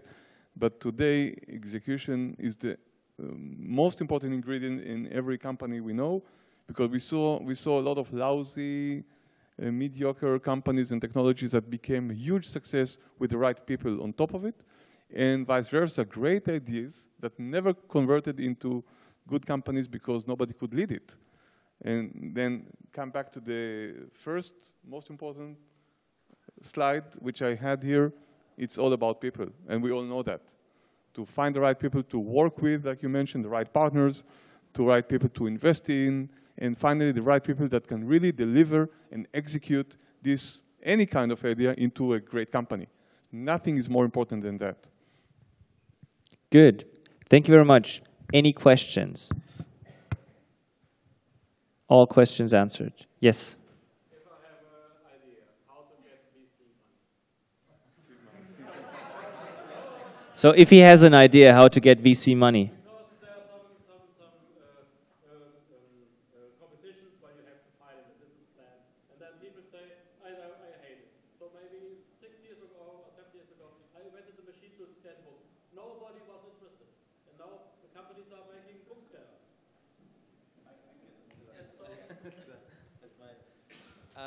I think, first of all, you should make sure you actually approach the right VC.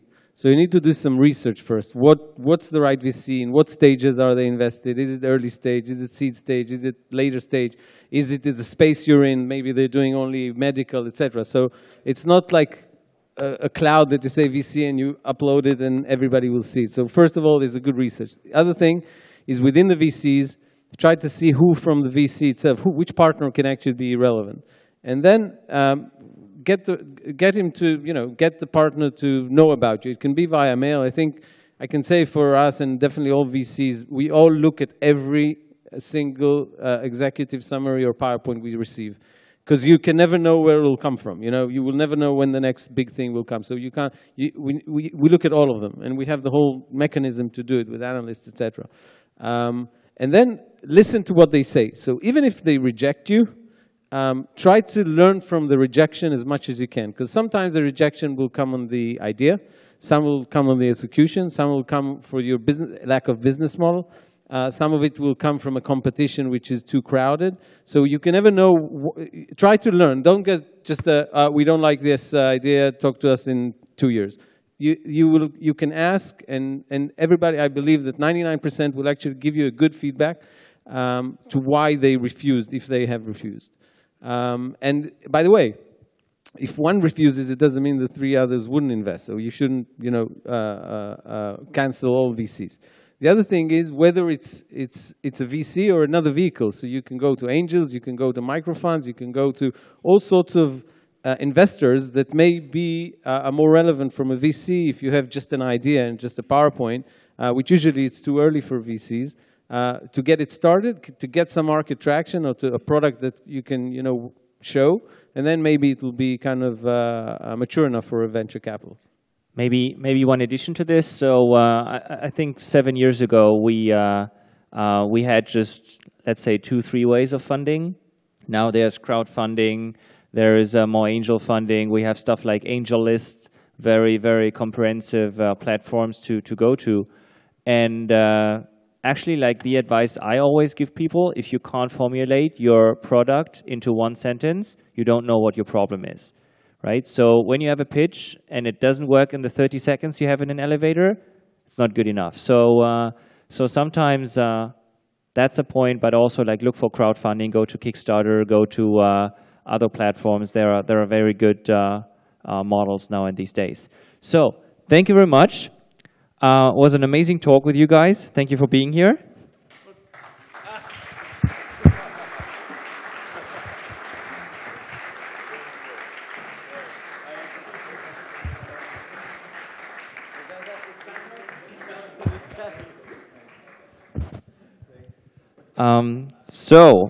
So we need like 2 minutes to reorganize this.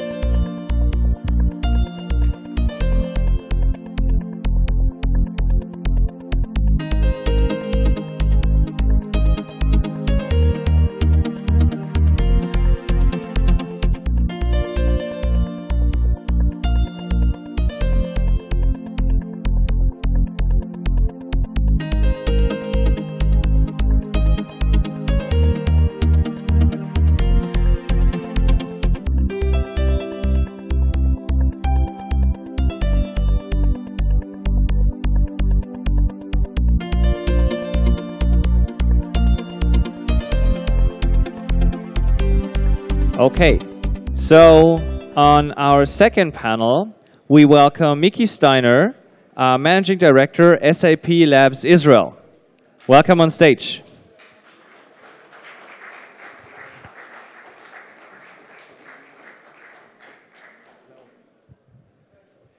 And as my second guest, I welcome Tom Bronfeld, co-founder of the Elevator Fund.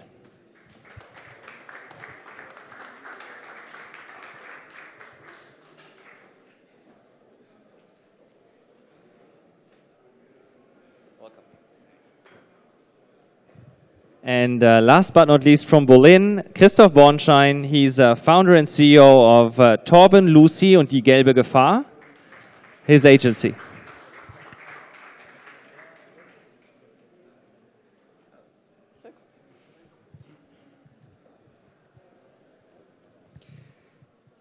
So before we actually learn how to dance with elephants, I would like all of you to make personal introduction. What's your background? What's your personal role with the organization? And what's basically your mission that is, connected to today's talks? So I'll start. I guess I present the elephants here, so I'm sorry for being relatively small in size, but I'm supposed to be the elephant. I'm the managing director of SAP Labs in Israel. As I'm sure all of you know, SAP is a very large German company based in Waldorf here in Germany. And we have a pretty strong development presence in Israel with 750 software developers sitting in Israel. Out of about 20,000 developers all over the world. So it's not that we are the main one.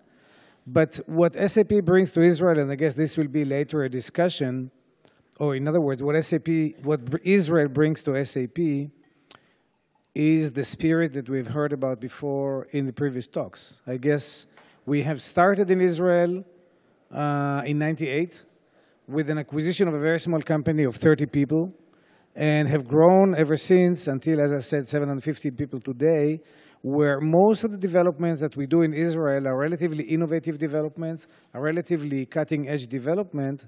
And when we talk about it later, I think that some of the challenges of interaction between Germans and Israelis can be solved and can be overcome, and we are living proof for that. We have 750 Israeli developers who work every day with a large number of German developers. Yes, there are differences. Yes, there are issues between us and them, usually around the subject that we've discussed in the previous panel, but it can work, and it works very well in SAP. So I guess that's a good start. Absolutely. Hi, I'm Tom Braunfeld. I represent the mice that are looking for the elephants. I'm the managing director of Elevator. We basically were the first accelerator program in Israel back in 2011. We invested in a program that was similar to the Bay Area programs, 4 months in Israel. We took the companies to New York as a part of market access. And lately we restructured our fund to become a vertically focused investment vehicle. We invest in 3 different verticals that are the hot zone is in Israel right now: e-commerce and media, cybersecurity, and financial technology. Each one of these verticals, we have a sort of a systematic approach where we build a program that is fit to the kind of industry, which has a mix of corp dev, similar to the elephants that are coming to help and vet the companies. Basically, we took an approach that came since we saw so much of companies, big corporates that are looking for innovation and having trouble because of the face of innovation became so quickly to actually do that in-house. And we saw that most of it is coming from entrepreneurs that are living in different environments. So part of our approach is basically connecting between these 2 environments. So this is, I think, very relevant to this topic. And another key point that we're following is basically creating market access to Israeli companies. As everybody spoke about here, Israel is a very small place, 8 million people that is all the time looking, once they're building their companies, to make them international as possible. Most of the time they're approaching the US market, but we feel that, and this is part of the reason that we're here, that this is another stop on the way that should be accomplished by these sort of companies. Hi, my name is Christoph Bornstein. I'm one of the founders and CEO of the German Berlin-based agency TLGG, agency/consultancy. What we're doing is basically helping the elephant talk to the mice. We do digital transformation for big German companies, do that globally, like E.ON, Lufthansa, Volkswagen, or BMW. We work a lot for, Vodafone and Swisscom, and help them get in an innovative mode that startups would have. So for all of you that saw Jonathan just a minute ago in the previous panel, he was the one who invested in Airbnb. I was the one who talked Lufthansa in the first brand cooperation to Airbnb. So basically what we're doing is helping them to get faster in terms of adapting to new market needs that are mainly digital, fostering the digital world. Waze is pretty interesting connect to Israel right here. For all of you who do not know Waze, Waze is more or less a social navigation system. We were talking about cooperating with Waze together with Volkswagen 1.5 years ago, and they didn't do that. They should have. So this is what we're trying to do, moderate the contact between the really big corporations that are really slow and the more disruptive startups that will soon take away parts of their business model or sell them market share back. That's my business. So it might sound like a completely dumb question, but there are never dumb questions. So why is it that the mice and the elephants, which are like maybe not the perfect partners from a first glance, should actually dance together? So definitely there's a big advantage to dancing between mice and elephants. And being in Israel for SAP, the other big value that we bring to the company is that Israel is full of small, very innovative, very disruptive startups, as you've heard before.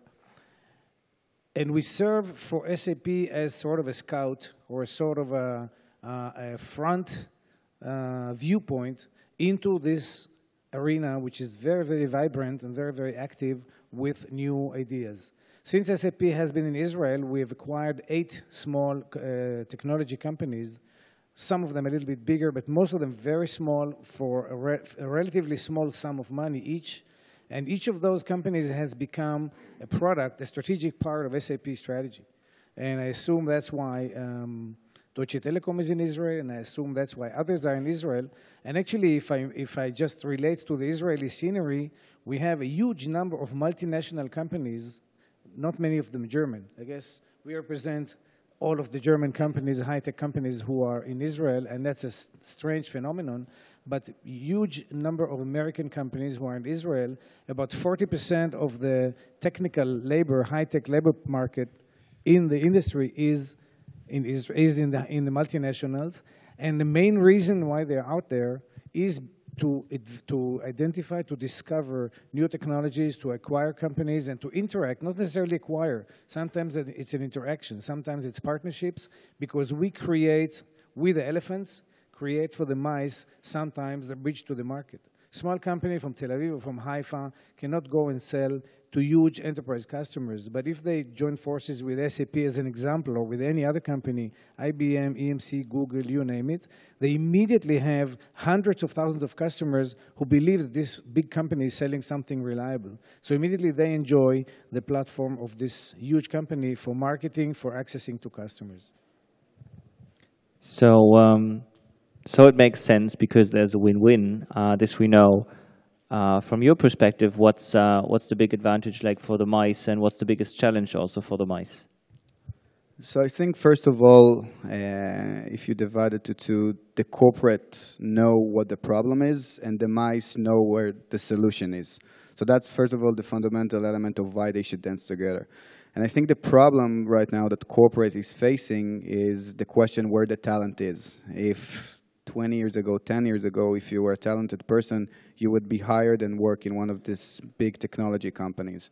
Right now, because innovation and entrepreneurship are enabling people to start their companies from scratch and take risk of $20,000 to $30,000, $50,000, it really makes very little sense for them to start innovating inside a corporate.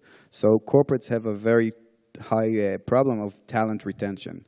Basically, the entrepreneur or the talent knows that they can always leave, invent something, and even if they fail, they will acquire them back. Because, you know, most of the acquisitions that are being done right now are called acqui-hires. The corporate are just buying the people back, investing their stock for them to stay in the company.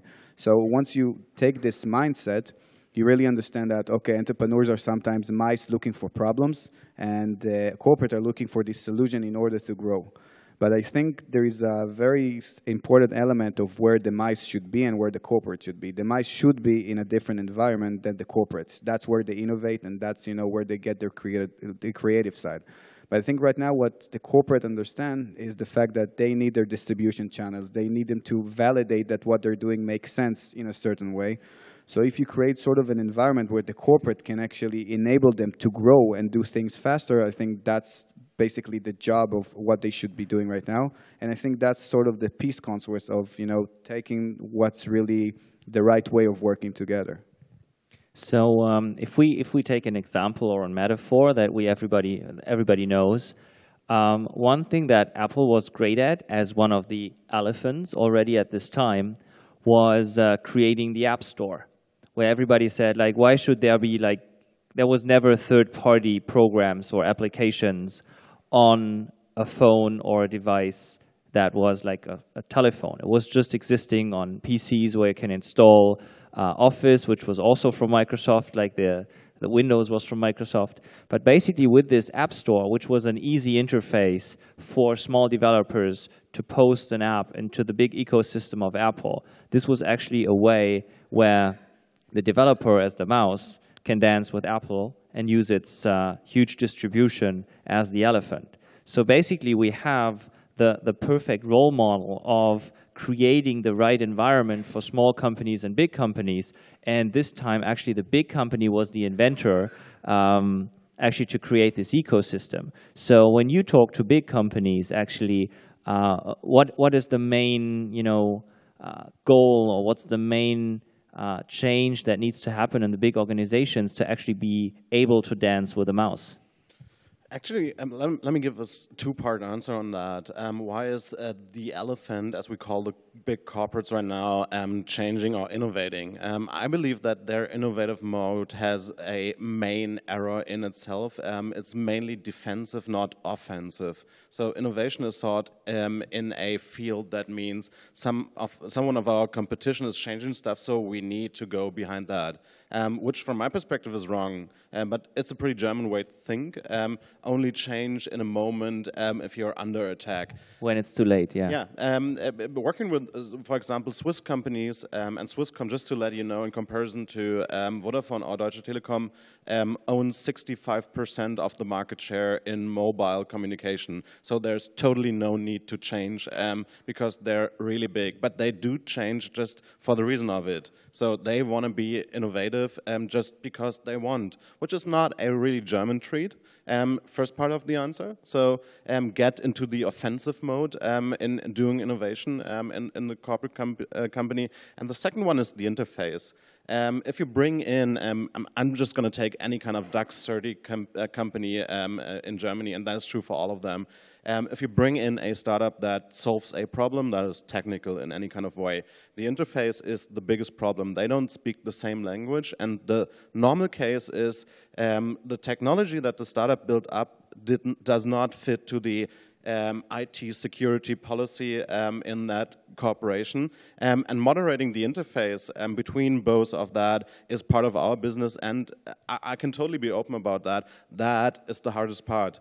So it happens a lot that everyone on both sides agrees that that's the best combination ever made, and nonetheless, it's not possible to execute that based on all of those complexity issues that you have in such companies. And what you have to understand is that the big companies have to transform as well.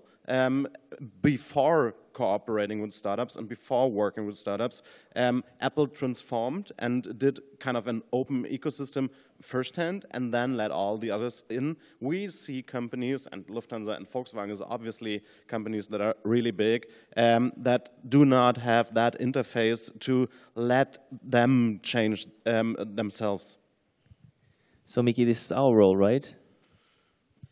Yeah, I can add to that. Actually, many multinationals in Israel have this understanding that you need to dance with the mice, or you need to do business with small startups in order to get innovation in. Because the fact is that inside a big corporation, it's very difficult to get innovation done, disruptive innovation, or any out-of-the-box thinking. And the main reason is, of course, that people are busy doing their own thing. People are busy serving the customers. People are busy developing the next feature of the very same product they're working on. And they don't have the frame of mind. They don't have the visibility to create something completely new. Many multinationals have labs in Israel where they, and we do as well, where they interact with startups. We have a lab which we call a co-innovation lab, where startups can come in and try their new development on an SAP network, on an SAP system. I mean, otherwise, when they come to a customer, the customer immediately asks him, does it work with an SAP system? And it doesn't have the answer. So we give them access to our systems. We give them access to our software so they can play with it, and then they can come to the customer, to the prospective customer, with some sort of a stamp of approval saying, this works within the SAP environment. And still, so this is one way of partnership where they play with our system. And this is a big asset for a small company, because for a small company to go to Lufthansa or to any bank or to any place else and sell their solution without having tested it against an SAP system, they don't have a chance. So this is one way to do it. And the second level is to partner with them, and as I said before, to take them with us to the market, to bring them to our huge marketing events where they can see customers, when they can present to customers. And the third, which is also the most difficult, is to buy them, to acquire them. And to acquire them is the most difficult because, and this is another aspect you may have seen in large companies, there is this NIH syndrome, which you may have heard about, not invented here, which means that if, you know, the engineering heads in the company hear about this solution, they say, yeah, of course, we can do it. I mean, we don't need to buy this company. We can do it ourselves. But the fact is they don't have the resources to do it. They will do it 5 times before they do it right, whereas this startup that they can buy for relatively low sums of money has done it already, has tested it on other systems, and has the solution ready to go. So the challenge is to get those acquisitions going as much as we want them to happen, and we bring to the company 5, 6, 7 companies a year, small companies, and acquisitions are big distances between them. So it's very difficult to penetrate this wall. So Tom, from your perspective, what is crucial for the mice? Because like if I have the picture, there is an elephant and there is a mouse and they're dancing. So if the mouse steps on the elephant, you know, he doesn't even realize or even recognize it. And if the elephant steps on the mouse, there is not much mouse left. So, so what do you see as a challenge from a mouse perspective? So I think the biggest challenge that the mice have is, first of all, every startup that comes have a great idea. They tell you a story. Let's say they also have a great team. The market is big enough. And then you ask them the famous question, okay, how do you go to market? What's your marketing challenge? If they don't understand what they're doing, they're going to tell you we're going to be buying marketing in Facebook, but you have no money.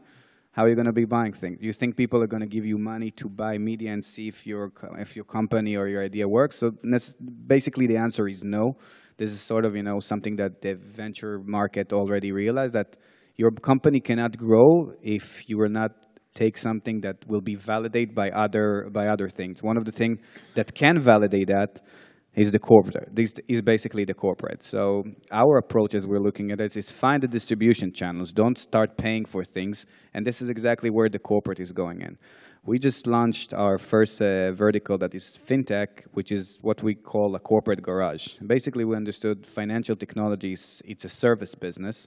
And services are many times, especially financial services, are being done as sort of a middleman. Banks are middlemen, financial institutions are middlemen, and startups, their biggest job is basically killing the middleman by making something better.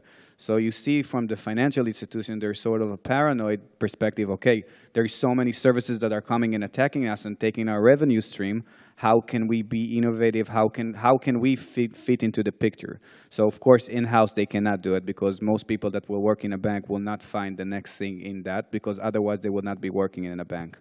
And they realize that one of the advantages is to partner with a vehicle like ours that basically have the environment, have the animals like running free, not in a corporate environment, and they just give us their distribution, their marketing, their mentoring. They give us a server side. They're giving basically distribution of millions of people to try their product. And in the end of the program, we can say that this company has a bank as an investor and a bank as a pilot, basically helping them scale globally. So I think it's a fair deal between the mice and the elephant, basically leveraging the elephant's needs to see first sight innovation and technology, but not get too integrated in that, not be too aggressive. Because I think, and this is my opinion about corporate accelerators or incubators where the front end of the corporate is really in there, this is too aggressive. I don't think the mice, the elephant, I'm getting confused from the word already, should be living like the exit partner and the early stage should not be living in the same environment to get it in a very close relationship. They should develop from their own creativity and mindset, and the corporate should help with their resource, but don't get too interfered. That's why I think the environment is sort of fit to that. Yeah. So when we deal with startups, although I'm with the corporate, and I think you do the same thing, we try to moderate a little bit between the corporate world and the startup world to be something like, you know, the interface, like the translator in between. And this is not just like in processes. Like what I also always say is it's good that we are in this process. For example, you want to be part of our ecosystem, and we launch in a year, and we have an RFP going on, like request for proposal, like, a huge process that, we're actually going to buy something from this company. I always say, it's like, don't get too excited about it. Because if you get too excited about it and you just deal with this one thing of ours and it's not happening, you might be dead. Because a startup has limited resources, and even if you're like a normal company and a sales company, you should never have one customer that has like 80% of all your sales. Because if this customer is gone, you'll be gone as well. So what we always, to dance with elephants, might need to make sure that it's not the only elephant, because maybe like he falls asleep and he just wakes up like a year later, and who you dance with in between. So so how do you basically perceive the interaction between elephants, like big corporates? Are there like waves in attention, or is it like constant? Hard question. Actually depends a lot. So what I believe is that what we see as the digital change in consumers' behavior right now, which is just spontaneously, it's pretty fast and it's unforeseeable for a lot of those elephants. They now get back to external innovation again, because they pretty much understand that their complexity is just too high. Let me give a quick example. We worked for pharmaceuticals a lot, and I hope I'm away from a NDA breach right now, in the R&D team and branch, and they spend a lot of money in getting people in clinical studies. And what we did is basically concepting a way of how to use the web and open data to get to patients for clinical studies way cheaper than they do in normal processes. That project failed for like 100 million reasons inside the company. So there was basically everyone saying, what you build up is just not possible. And then trialreach.com came up. I don't know if you know that. It's basically getting patients together with rare diseases and getting them into clinical studies, reducing the costs of getting people into clinical studies. I believe that TrialReach did one thing right, and that was not to talk too early with one of the big pharmaceuticals, because that they would just kill the business. You have to roll that out to a certain stage where you're really interesting and you have the case, and then get in. And now TrialReach is one of the best known cooperation partners to all of the big pharmaceuticals, all of them. So it's like you have to understand that there is a corporate interest in a certain field, but you have to be you have to reach critical mass and critical size before you start talking about that. You have to show we solved the case, and yes, we know you don't believe in the solution of that case, but we have the figures right here. We proved that. So yeah, that's kind of my answer to your not asked question. So, so if you look at, maybe I asked another question then. So if you look at big German corporates, and they go for international startups like US startups or Israeli startups or German startups, do you see like differences? Like, for example, one company is just going in one direction, or are they looking globally, or how do you see that? Actually, my feeling is like it always is, and like it happened with Facebook. Berlin, as a startup city, has been on the cover of some magazine that the CEO, CIO, CMO of a company reads, and now it's, we should do something in Berlin. That's what's happening right now, and I see the mayor figure of DAX 30 companies doing stuff in Berlin, which totally is wrong. And this is where I would like to bring the German-Israeli perspective in again. From that perspective, Tel Aviv is totally underestimated in terms of source of innovation, and that is what we are trying to get in their thinking on that topic. It's a little bit like a hidden gem, right? There's a group of people that know and do it for years, and some actually haven't heard of it. So Berlin is always close. Then there's California and the Silicon Valley, which is just too expensive to get in. And they don't see any other destinations of possible innovation and startups. And that's kind of a human treat in starting that up. So, yeah. Yeah, I want to add to your comment because I think it's very important. The depth and the length or the amount of time that the startup culture has been existing in Israel, we can talk about at least 20 years. I think it's about in the early 90s, and I think Yossi or Eran mentioned Yozma, and he just mentioned it in a half sentence and didn't go on with that. Yozma in Hebrew is initiative, and it was an initiative of the Israeli government, of the Office of the Chief Scientist, to match any venture capital investment dollar for dollar. So they told the venture funds from America, because there was none in Israel, for any dollar you invest, we invest another dollar, which reduced the risk, talking about risk, of the venture capitals by 50%, which means that if they invested in a Checkpoint at the time, or in any other company, which today is already a big company, the government matched their investment dollar for dollar without demanding anything. Which means you have a 50% partner who is willing to put the money, is not asking anything. They didn't ask for equity, they hardly asked for royalties, so they didn't even have a golden share, as we call it. So it was really a true bonanza for those investors. And this is how the venture fund in Israel started, where we talk about today about $1 billion every year of money that is being invested into this industry, and money keeps coming because the investors see a return on their investment. I think this is one thing that in Berlin or in Germany generally does not exist yet, and we've heard this morning from the senator who spoke in the morning. I think the culture is one thing, and the funding is the other thing. The culture in Israel is, as we heard before, is risk-ready, is willing to take risks, and we, as SAP, for example, benefit from that because we can take advantage of those startups who are willing to take the risk, who do the first 5 miles of development with very little investment, and then they come to us with something which is much more better cooked and can be then sold on to the customers. I think there is, not only in Berlin, there is a booming trend of innovation, of entrepreneurship worldwide, and policymakers are making moves. I only know that by the amount of free trips that I'm getting lately, invited like all over the world, because Israel have built a brand of ecosystems, basically. They developed a culture that can enable innovation to happen. And I think that is not the fact that we have all the talent in the world. I've been visiting Lithuania, Kiev, like all of these places are filled, and also here, full of talent. But the talent doesn't know how to connect. Like the people around, from the lawyers to the accountants, don't know how to support innovation. They don't understand the trade-off between a customer and a startup. They just don't figure that out. And I think it's pretty much integrated into the culture. They spoke a lot about it, but I think one of the things that is important to realize that Israel today, even compensation-wise, salary-wise, people cannot make money doing salary. So the dreams is kind of changing. There's no big investment banking. If someone is making $1 million in Israel, correct me if I'm wrong, he's having an article and people criticize him about it.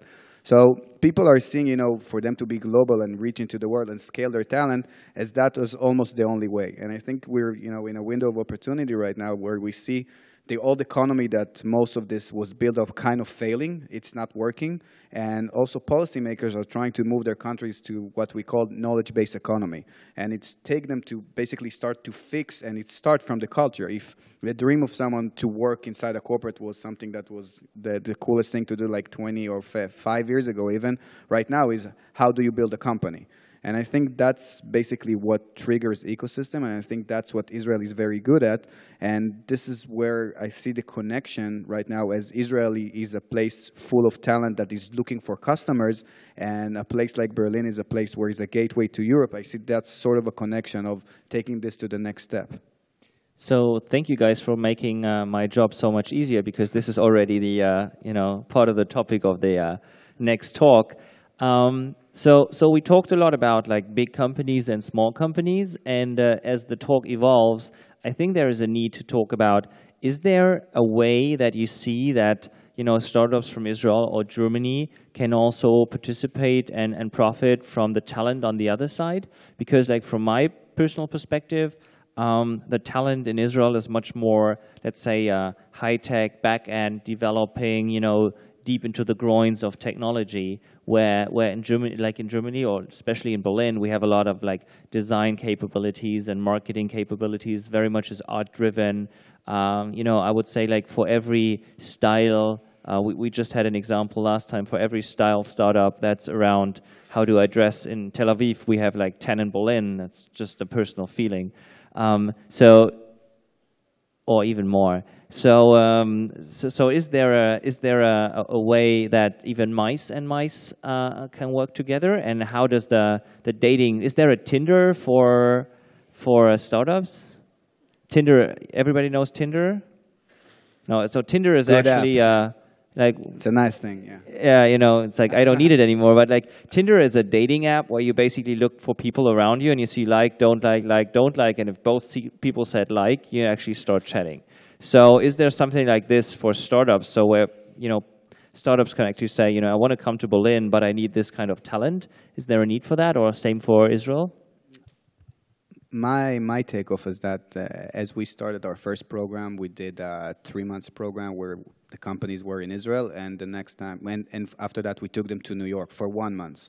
Because it's not about networking, I think it's basically about developing relationship. One of the things that people are lacking the most, and this is a problem that I heard, you know, all over the world for international entrepreneurs, that they're lacking relationship. Relationship brings you customers, brings you money, brings you partners. And I think, you know, if you take that perspective of, I think there is a huge advantage for Israeli companies to come here. I think, first of all, it's cheap, so they don't need like a place like to London. For them, they will not survive. It's important so much because otherwise, you know, they have so many little resources. So it's like they only have one shot in their, you know, in their gun. So I think if Israelis will understand that this is a gateway to Europe, that they can also actually try to make an attempt to go to another market, not only in the US, which is very crowded right now, and for them, sort of the customer acquisition, for them to go inside these markets are harder. And if the startup ecosystem here will know how to enhance this startup with the capabilities that already exist here from, as you mentioned, design, e-commerce, sales, biz dev, operations, things that I don't think Israel is that good at because you don't have the corporate culture. We don't have big corporates there. So I think it's very compelling if this both worlds will collide. Well, from my perspective, I want to answer your question directly. Can mice dance with mice over the same subject? And since in SAP we work a lot with groups which are placed in Israel and in Germany and in India and in China, etc., I can say it's extremely difficult to collaborate across cultures when you do the same task, which means if you have a project, a development project, and you have a group in Israel and a group in Germany, it's extremely difficult, and I'm not going to the cultural issues which were discussed here before, but it's just difficult to do things with video conferencing and with telephones and with travel. I think that even if SAP can do it, a small startup would be taxing the resources so much that it would be kind of impossible. What is possible, as you said, is to have a well-defined boundary what the startup in Israel is doing and what the front-end group in Germany is doing. And here I agree 100% that we don't understand as Israelis. We always look at the States. And I feel like almost the only German company in Israel that, hey, there is a world out there in Europe which Israelis don't yet appreciate. So I think that if we understand that, and if startups from Israel start opening up or connecting with groups here who can do marketing and sales and market presentation in Europe, it would be the best collaboration. What was the question? No. Actually, I can just agree on that. It's totally my feeling that startups from Israel eye at the American market first. My always favorable example for that is Gigya, a really cool company that made the step to the US, not to any kind of European market, and then came back to Europe. Or Spotify that started in, you know, Sweden and then went over. It's actually always the same. So what I believe, and that's another problem about Berlin, is that Berlin is the perfect place to incubate the first steps of your idea, reduce your living costs and stuff like that. And SoundCloud for me is the perfect example for that. Moved in from Stockholm, set up the first team. But in that certain moment where you have to scale and you need more money, you need the B series, you need the C series, you're not going to find the money in Berlin. You need to be a Berlin-based international startup. That's true for us as well. So there's totally no reason for us to be in Berlin because we've got no single client from Berlin. I keep fly in and out again, but Berlin is the perfect place to be when it comes down to getting the right talent in. It's the only international city in Germany, quite obviously, so it just sucks in people. And you can feel that a lot of people from Israel right now move to Berlin because I receive applications and CVs more than I did ever before from Israel. So, any questions from the audience on dancing lessons or so?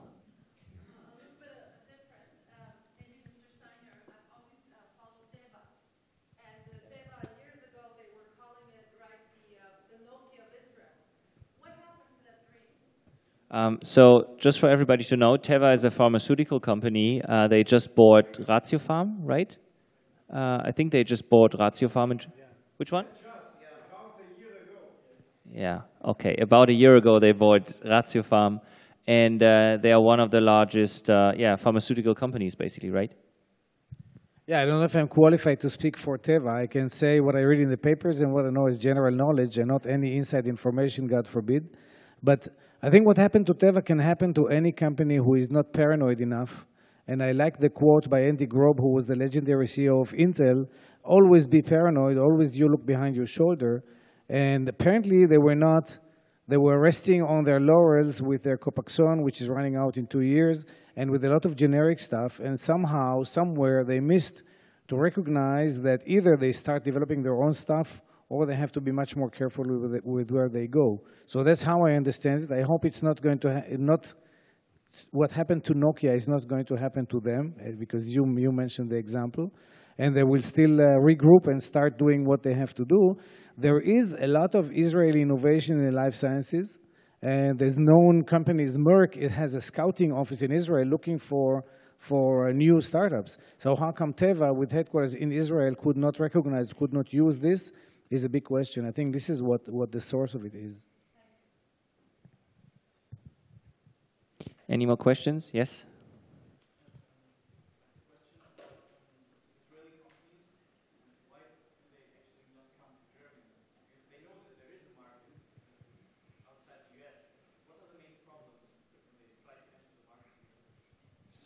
So maybe I try and answer to this.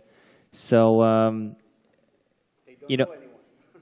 First of all, if you why is it that Israeli companies try to go to the US market first, other than the German market? So first of all, there's a language question. So every Israeli speaks English, and the US market is an English market. So for me, it's like very easy to translate stuff and get there, first of all. Second, it's like the same size as Europe, but it's just one legislation, more or less, and one language. So it's much easier, like second language, like also Spanish. Okay. So like 2 languages, and then I can tackle the whole market. And last but not least, if we look at user numbers of new services and the adoption, so in America, there's much more early adoption to new services, where Europe and also especially Germany has become very much more reluctant to try out new things. There are privacy issues, and actually, like, there are privacy issues. We all know that, but we all have the same privacy issues. It's not a German problem anymore. So actually, like, when I would actually have a startup and a new startup, I would also go to the United States, because people actually try out things earlier. The second, and let's say the third thing, which is very important, is monetization. So if you look at the iPhone penetration in the United States over Europe, in Europe, Android is much higher, and we know that Android doesn't really monetize. This has 2 reasons. The one is, like, in the United States, almost everybody has a credit card, which in Germany is not the case.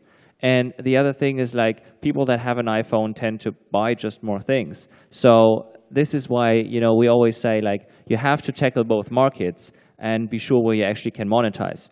If you have a German tech software, you should definitely go to Germany. If you have a new fancy whatsoever app, you should go global, and then the United States is one of the major markets.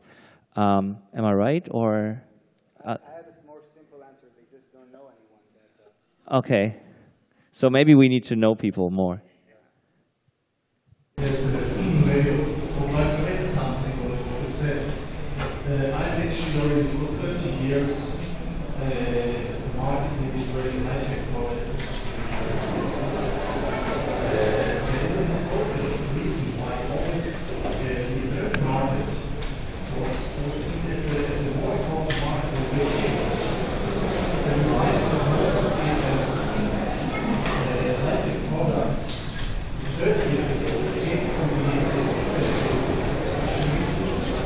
R&D for security. And many of those products were so-called light products, which were then marketed by my former country, and therefore, many Israeli companies, they had already contacts with the American markets and continued. Now, I'm very, very glad, because I was working on this for 30 years, I'm very glad that in the last year this changed. And now I'm very glad that the market, from the American market, and it's locally much nearer. So I think that was a statement, right? That was not a question. Okay, perfect. So one last question. We have time for one last question. No, it's like.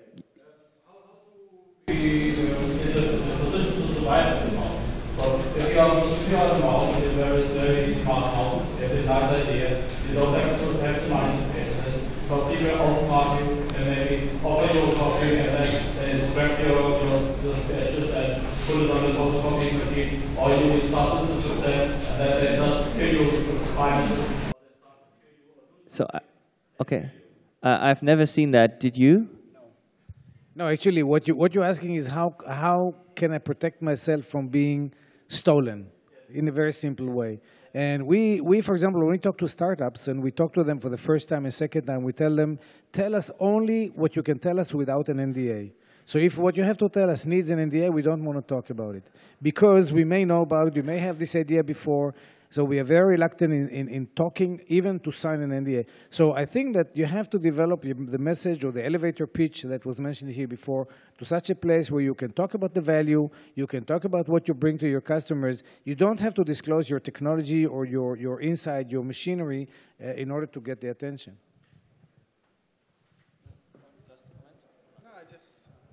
Just very shortly, I would say, like, mouse have a very tough life in general. So it's just, it's just another element you need to figure out and survive. It's just, in my perspective, in general in entrepreneurship, if they won't kill you, you will win. It's just a matter of, that's what you should have in mind. So all the time, watch out for not being killed. So thank you very much for the panel. If I have to round it up, it's basically if the wife survives the dance, it will be the dancing queen. So thank you very much.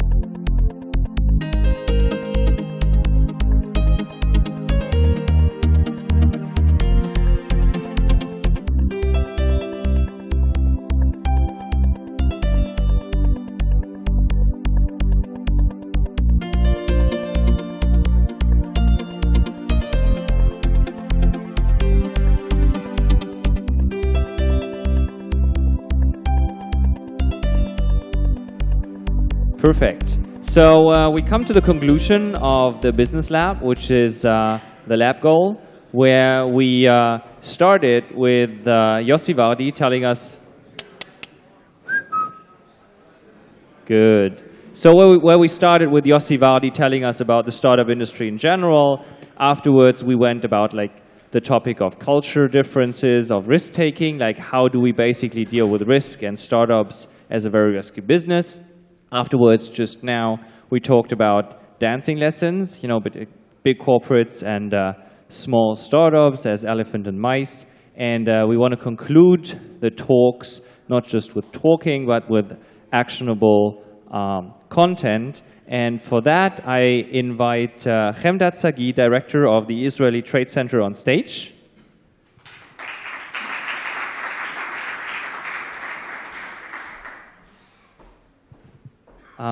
I also invite Nicolas Zimmer, chairman of the TSB board.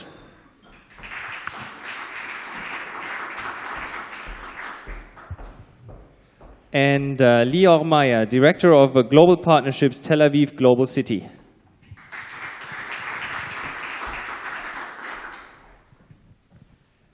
Christian Herzog, head of division Digital Business from Berlin Partner.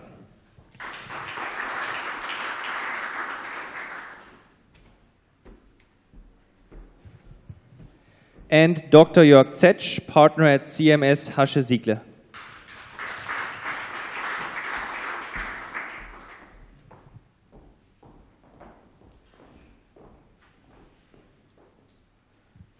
So thank you everybody for joining us on this panel.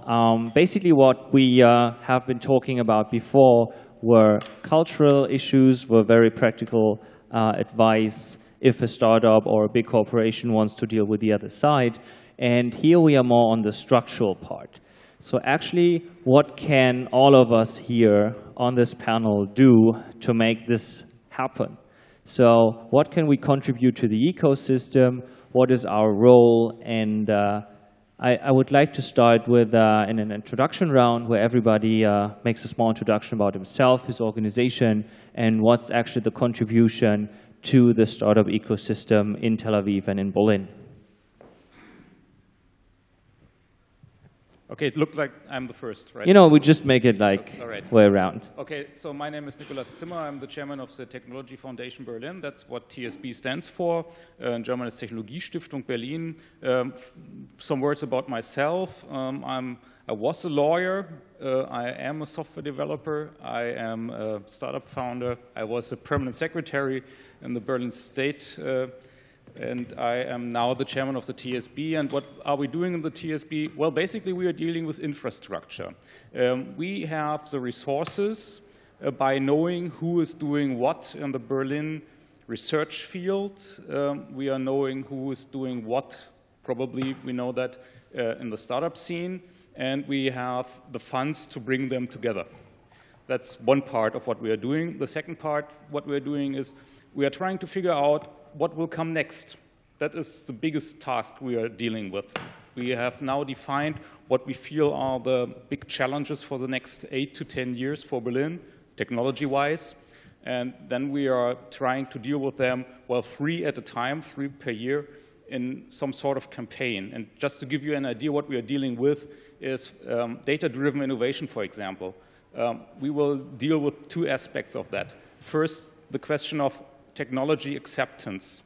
How can we have products which have a kind of usability that even my parents have no problem with working with such appliances, for example. And the second part is we are asking ourselves, how can, for example, open source make the government better? So we are working on the field like Code for America, some may know that. So we are now trying to set up a project together with the Open Knowledge Foundation just to do the same thing for Berlin. Have a look on what do we have on the government, what do we have as open data, what do we have as developers and creative people here in Berlin, how can we put them together in one project and hopefully do something which makes Berlin a better place also with regard to how government can work better to serve the people. Thank you. Well, I would say I'm different. I'm different from all of the other panelists because I don't want to work for a quasi-governmental entity. I'm a partner at CMS, the largest German law firm here based in Berlin with its headquarters. We do a lot of startup deals, venture capital deals, technology deals, cross-border deals. We will be in Tel Aviv next spring to meet a lot of startup people there. And if you ask me, what are we actually doing? I think it's translations. We do not translate language.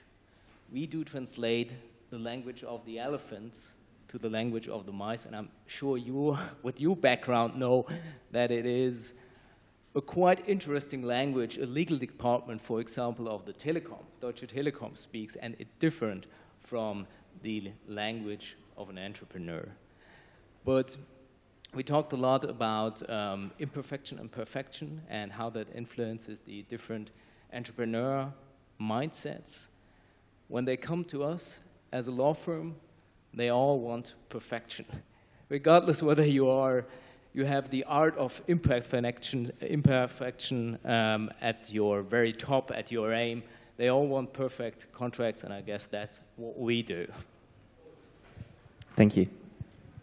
So I also want to say I'm different, but I'm not sure how much. I work for the city of Tel Aviv, for a company that was founded in 2012 after Tel Aviv celebrated its centennial. And Tel Aviv, which celebrated its centennial in 2009, the company took a while to be built, decided for its second 100 years to form a global vision. And it's actually interesting because it's the first time that Tel Aviv thought globally and thought what a vision, a global vision for a city means. And it's the first time an Israeli city ever did that. I mean, Jerusalem has global stamina, has a global name, but not a global vision and not a strategy that's built up. And the vision is to position Tel Aviv as one of the world's 20 leading global cities, which some might say is ambitious, others might say is pretentious, depends how you look at it. And it's focused on 3 different tiers. The one is tourism development, which is relevant but not that relevant to what we're talking about. The other is global economic development. So how do you bring in talent, investment, companies from around the world into Tel Aviv? After Tel Aviv had obviously become the startup city of the startup nation, how does it become the startup city of Europe and of Asia? And we do a lot of work in Asia. And the third aspect, which is very much connected to that, is what we call global communication. So the brand management and the corporate communications of Tel Aviv, and what it is that people think in mind or keep in mind when they interact with the brand Tel Aviv, and that's what my work focuses on. There are a few different guidelines that build up Tel Aviv's global city process, and I'll go through them really quickly just because it gives you a sense of what the city thinks globally. The first is focusing on our unique selling point. And in that sense, we put a lot of emphasis on being unique. There are many, many cities around the world that are what we call non-stop cities. There are many beach cities. There are many summer cities. There are many cities with great nightlife. For instance, Berlin. There aren't many cities which have such a developed innovative ecosystem. So our emphasis is a lot on what makes Tel Aviv unique. The other is connectivity. Berlin, I think one of its secrets of success is the fact that it's so well connected in Europe, and it sits at the center of Europe. Tel Aviv sits at the center of a region with which we have absolutely no connections or very little connections. And in that sense, we need to create connections beyond the barriers of our region. So that means Europe, and again, a very big emphasis on East Asia, from Bangalore to Singapore to Shenzhen to Beijing, a lot of emphasis on what's happening in East Asia. The third is humility. Tel Aviv, and this has been a big issue in Israel over the recent few weeks, what's happening in Berlin, and the Israelis who move from Tel Aviv to Berlin. People move from Tel Aviv to Berlin, if they do, I think a lot because of the cost of living and how expensive it is to live in Tel Aviv. And Tel Aviv over the last 10 years has become an extremely expensive city. And in that sense, we need to remember that our job as a city is to take care, first of all, of the people who live there and make sure that it's easier for them to start businesses, to earn enough money to live in the city, affordable housing, etc.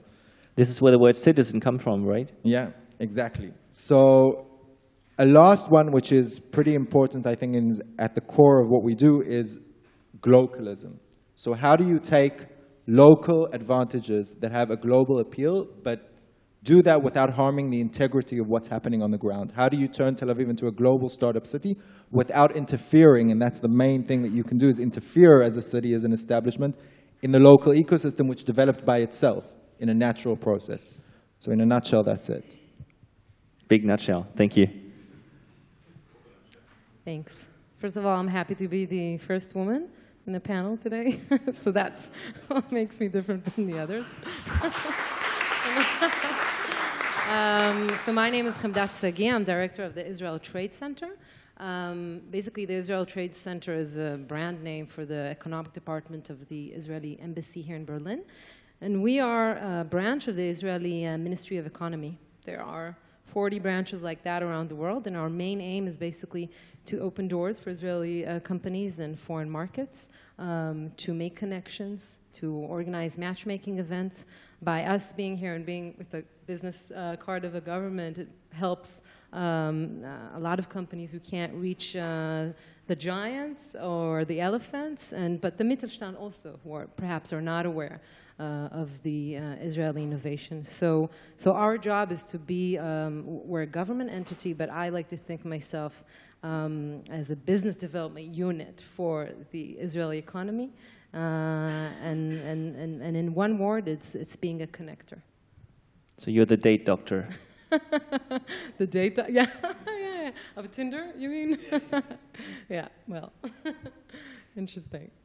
I'll take that. Thank you. We want a date. Okay, so my name is Christian Herzog. I am working for a Berlin partner for business and technology. That is the Economic Development Agency of the State of Berlin. And myself responsible for several topics at Berlin partner. For example, the topic smart city, ICT, creative industries, media, and service industries. And I'm responsible for the startup strategy of our house. We developed the last 12 months a lot of service packages for existing companies, small, medium, and big companies. And we're talking about startups as small existing companies.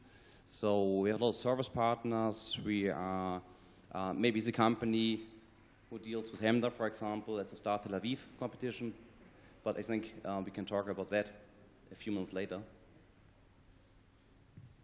Good. Thank you very much. So,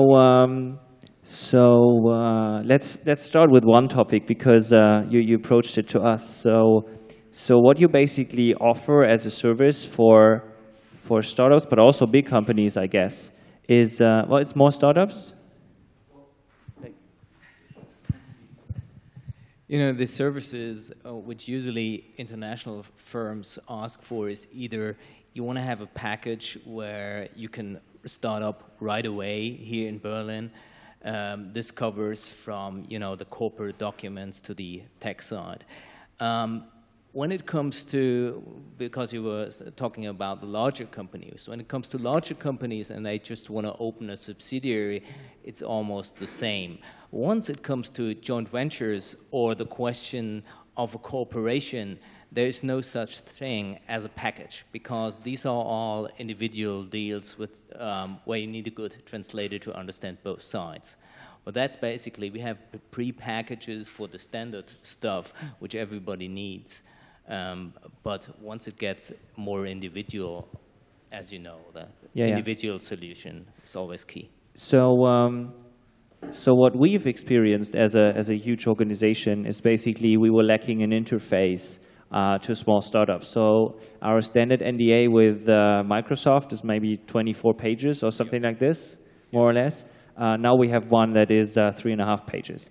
So, so actually, like when And you know, if startup companies ask me, shall I sign an NDA, or that question that was raised when I go to the VC, shall I come with an NDA? I always say, no, don't go there, because you can, they will shut the door right away.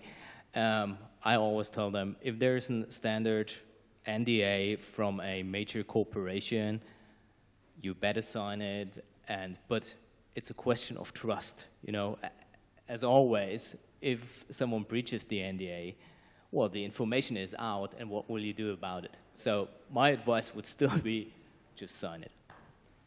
So, so to help the ecosystem, which is the overall topic here, your role is helping the startups basically get a package like with stuff that's, you know, let me just be a little bit harsh on this, which is not their business, but it's necessary business. Right, where, you know, with legal stuff, it's like if I'm doing my own tax declaration, I don't want to do it, but I have to do it. So there needs to be someone who takes care of it and makes it easy for you. And as soon as it gets more individual, of course, you need more involvement of the people behind. So if I would be a startup, I can come to you and say, you know, I want to set up a branch, and you have a, you know, an affordable, predefined package. Yeah, that's basically it. Yeah. So that's a product. You know, there's a... That's a product, but as I said, if you, then you engage into discussions, and then it comes in, well, we've got this German company where Berlin partner, or you have made the entrance to, we would like to set up a joint venture. And then we are suddenly talking about a whole different deal where it gets more into detail. We think about ourselves as mostly, as I said, translators. Because if you talk to the elephant, or if you talk to a foreign corporation, and you do not understand what the other party is thinking, you will never get an agreement. You may think you have an agreement, but when it comes to negotiation, you realize, actually, we spoke different languages. So, so Hemda, from your perspective, so you're helping Israeli companies find the right people here in Berlin. What do you see as their main challenges? Is it who are they looking at, or they don't even know who to look for, or how does it normally look in your experience? Well, basically it depends on which level the company which approaches us is in its lifespan. So it could be a startup that is looking for investors in Germany, which is something that I'm seeing more and more lately, although you're surprised, but I'm able to open some doors. It could be a more established company that is now looking to open a local entity, a GmbH, or we're providing them the information. A company that is looking for agents, distribution channels. So it really depends on which stage the company is in. And again, as I said, as being here in this market, it helps us reach out to the right people, to the companies, to the multipliers. And from my, where I stand, and I can tell you I have a lot of work. My office is one of the busiest offices amongst the 40 commercial offices that I've mentioned. And I think it just goes to show you the great interest of Israeli companies of all sectors. And we touch a lot of sectors. There are the stronger ones, the telecom and the medical devices, but basically a wide variety in sectors, and our hands are full. So we're trying to assist in our own tools, and the advantage is that our service is for free. Being a government, then we basically, give that service for free and do, And do you see interest mainly in Berlin, or do you see it also in the rest of Germany? How do you basically?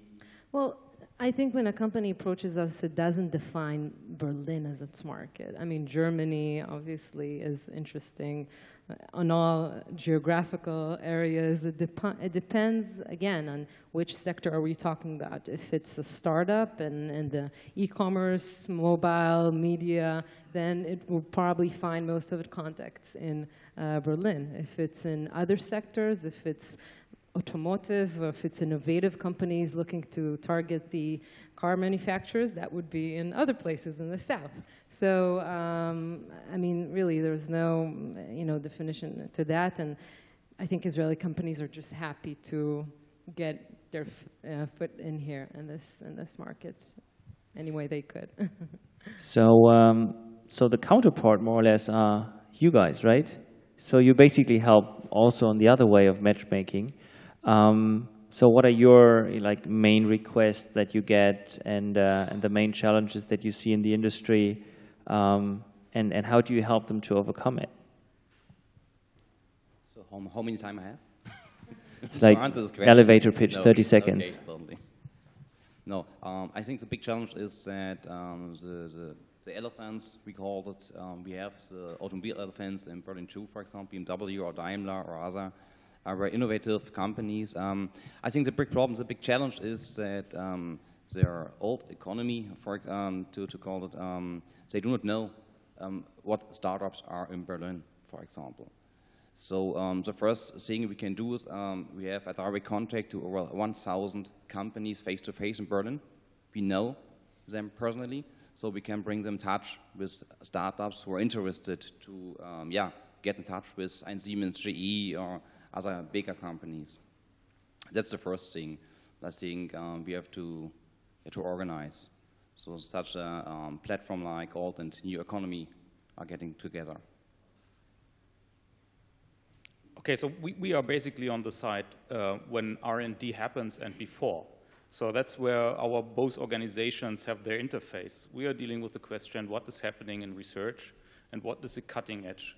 So what we do, for example, is that we have different events where we bring people from, for example, Max Planck Gesellschaft, which is one of the biggest research institutions, which is nationally financed, together with creative people. And the people from Max Planck tell you what they are doing with, for example, developing tracking-less recording of 3D scenes, which is something which is a real big deal, because you can have 2 action cams, for example, and can produce valid 3D material, which is very interesting for creative people because they do not have to deal with big production companies, for example, to realize what they want to do.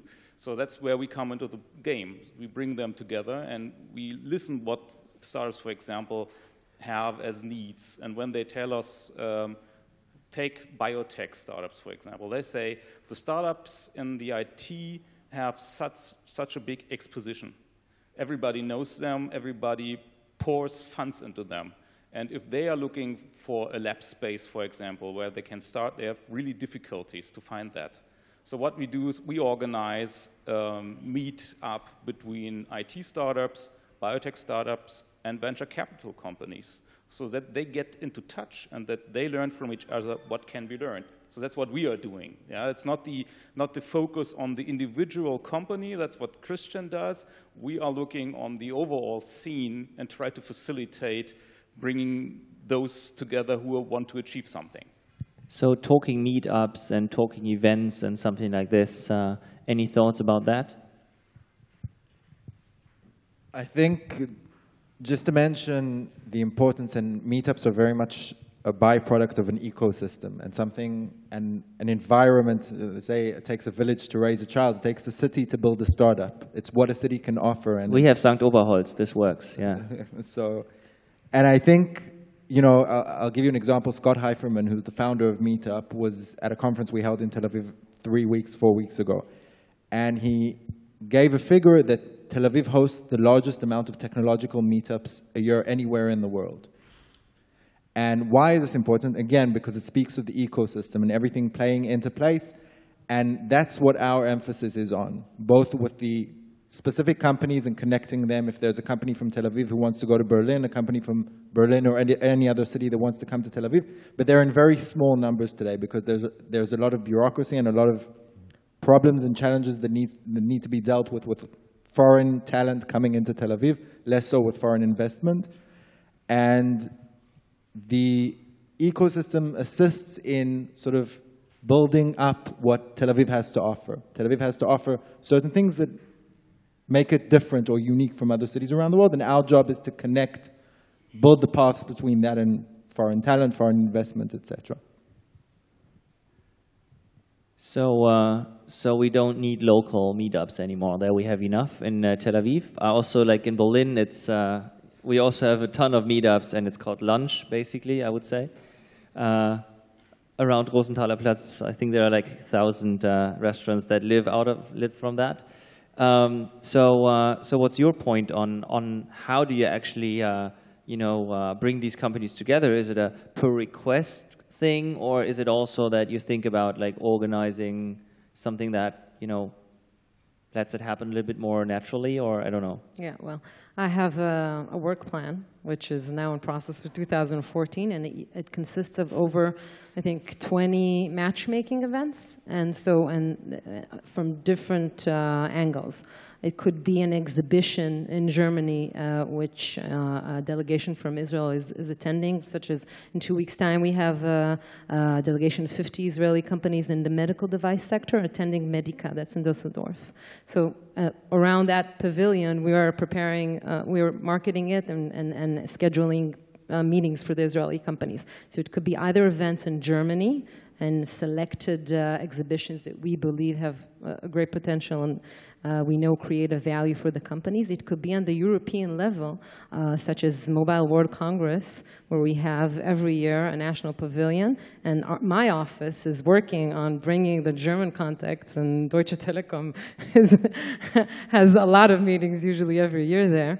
And obviously events in Israel. This week, for example, and that's just an example for a sector which is now putting a focus on is e-mobility. And there's a summit in Israel called Fuel Choice Summit. And what we're doing is we're bringing the Federal Ministry of Transportation dealing on this topic of e-mobility, Vostokipa, it's a German company, NOW. It goes on both directions, and there's no substitute for the face-to-face interaction. So if I just ask into the group, what would be the single best thing that both ecosystems are lacking and you had one wish, what would it be? Who's first?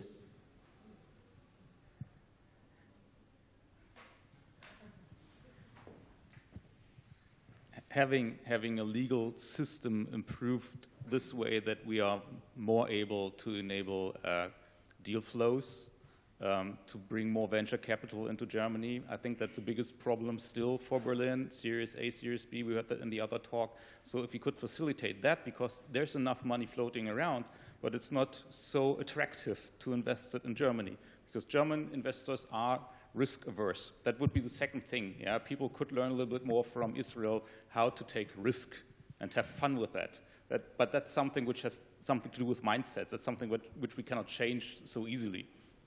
So Berlin has to become the new Delaware, or what? You know, if it helps, yeah, we have discussed that we had some kind of, you know, in the federal system, it's not really possible.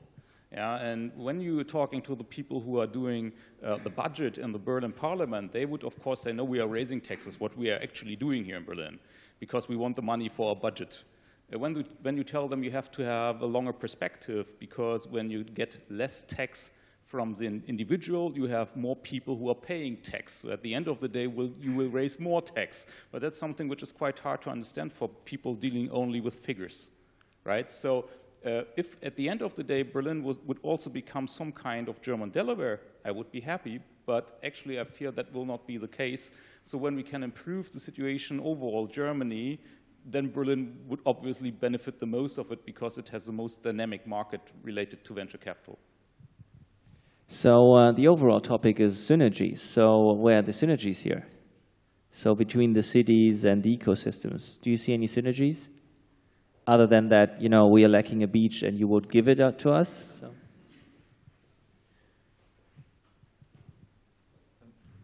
I think, just if I may, and back off from your last question, what the ecosystem lacks and what it can find in another ecosystem, what Tel Aviv lacks and it can find in Berlin and vice versa. The two things lacking in Tel Aviv most are space and foreign talent. And ironically, those are the two things I think most in abundance in Berlin. I mean, Berlin has space for you. And we're doing what we can to work on the foreign talent together with the Ministry of the Economy, creating a startup visa, which is a very complicated process to allow people from outside of Israel to come into Tel Aviv. With space, there's not much we can do. We're a small city. It's a very expensive city. It's not going to, it might not become more expensive, but it won't become cheaper. So the question is, how do you build relationships in which each one can enjoy the relative advantage that the other has to offer without harming one another? And in that sense, I think our role as city administrations is to create the connections to make what is possible on our behalf happen. So whether it's bringing in teams from Berlin to the library, which is the municipality, the city of Tel Aviv's local co-working space, creating events to expose both ecosystems to one another. Like I said, bringing down barriers. If it started from Berlin, wants to come to work in Tel Aviv for a short period of time or for the long haul, to make that happen as well. But again, not to interfere, just to bring down the barriers, to solve the problems that are avoiding the private sector from moving forward and creating that synergy. You're also doing something to bring down barriers, right? I think we should talk about that, what's different, what we can learn from each other. We have a lot of similar things we do, but I think, for example, the thing that Israeli startups are going extreme fast international, the relationships to foreign countries, that's what we can learn from Tel Aviv, for example. Yeah? That's, for me, very important, because we want to show that Berlin is a very innovative location for startups, and we can only show that if you have the relationship you always established for years now. So that's where we actually are in the beginning in that case. So to conclude this panel, if I would be an entrepreneur and I would live in, let's say I live in Rome, right? It's like more or less half the distance. So what would be your pitch towards me? How can I make use of all these ecosystems, and how do you help me to basically use it? we can do so a lot of things, so much lot of things. We have so much services, a lot of services. So we take completely care about you. If you're going to Berlin, establish an office in Berlin, for example, we have so much packages. We are supporting you during your recruitment process, looking for the right location. We have partners like the investment bank of the state of Berlin, for example. They are looking for the right financial subsidies for maybe some financing packages. So we bring you in contact with multipliers, with the industry in Berlin. So you can choose what you want to have, and it's for free. You don't have to pay for it. Are you an Israeli company? Yes, I am. Okay. Mentally. So I would mentally, introduce you to my colleague in Italy. He's doing a great job there. But honestly speaking, if you're an Israeli exporter wishing to work in the German market, we help you do business here. And as I mentioned before, we work on the business level, and I didn't say that, but we also work on the government level, meaning that we create platforms for Israeli and German companies to collaborate on R&D projects, for example, and enjoy grants from both governments. Just recently, in June, I traveled with the Minister of Economy to Israel, Mr. Rosler, and he was accompanied by 70 German startup. So that was an interesting visit also.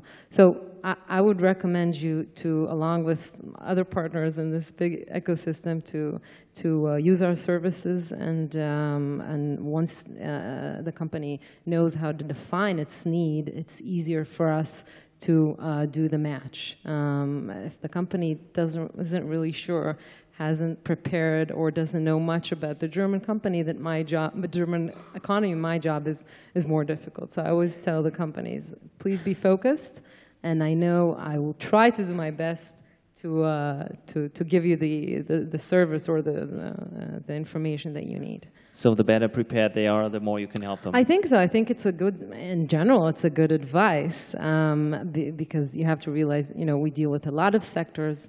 We work with a lot of people. So if a company is prepared, has done its, market study, and knows exactly what is she targeting, what are they targeting now, then it's easier for us to understand their needs and match it. So perfect. Yeah. So I think what Tel Aviv can offer in particular when it comes to a foreign company coming to Tel Aviv is, in the words of Richard Florida, the 3 T's.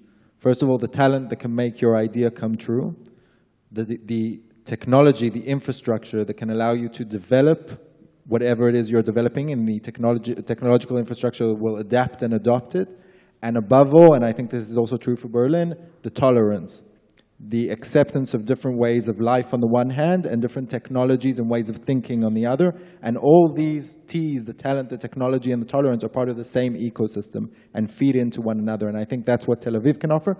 To a large extent, to be honest, I think it's what Berlin can offer, but there are many other cities that can. Right. Which is actually common between San Francisco, Tel Aviv, and Berlin. So, which is one of the reasons why creative people are attracted to these cities, my personal opinion. If you live in Rome, you should spend the summer in Berlin, the winter in Tel Aviv, and you should make sure that your legal stuff is done in Berlin. Good. So it makes it a little bit hard for me now at the end, but I can chime in with Lior. Basically, those cities have a lot in common. It's where creativity meets technological talent. I think you have more sunshine in Tel Aviv, but you can live more on a budget here in Berlin. So basically, I think it's the question in which stage you are, probably, where you decide where to go, where to hire people, how much can you pay, and stuff like that. But at the end of the day, it shows that I think that when we have some kind of alliance between those 3 cities, which have much similarities, but they are aiming, I would say, to different target groups at the moment. If we can work out how to have some kind of package deal to say, when you're looking for this, you can have your Tel Aviv office. And when you're looking for that, you have your Berlin office.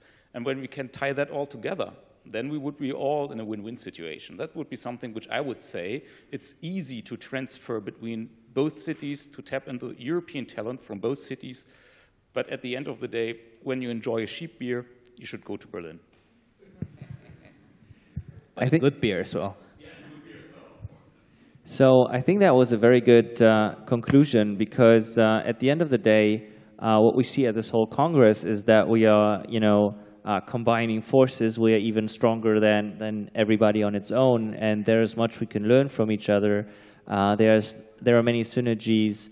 There are many things that we can explore commonly much better than alone, and it's not really there's not really a challenge between one city or another city. I think it's really a complementary and a synergetic environment, and this is also what makes this panel possible in itself. So I would like to thank all participants. Thank you for being here. Thank you for taking our time. I want also to thank Lissy, because she made this all possible. Lissy, please stand up.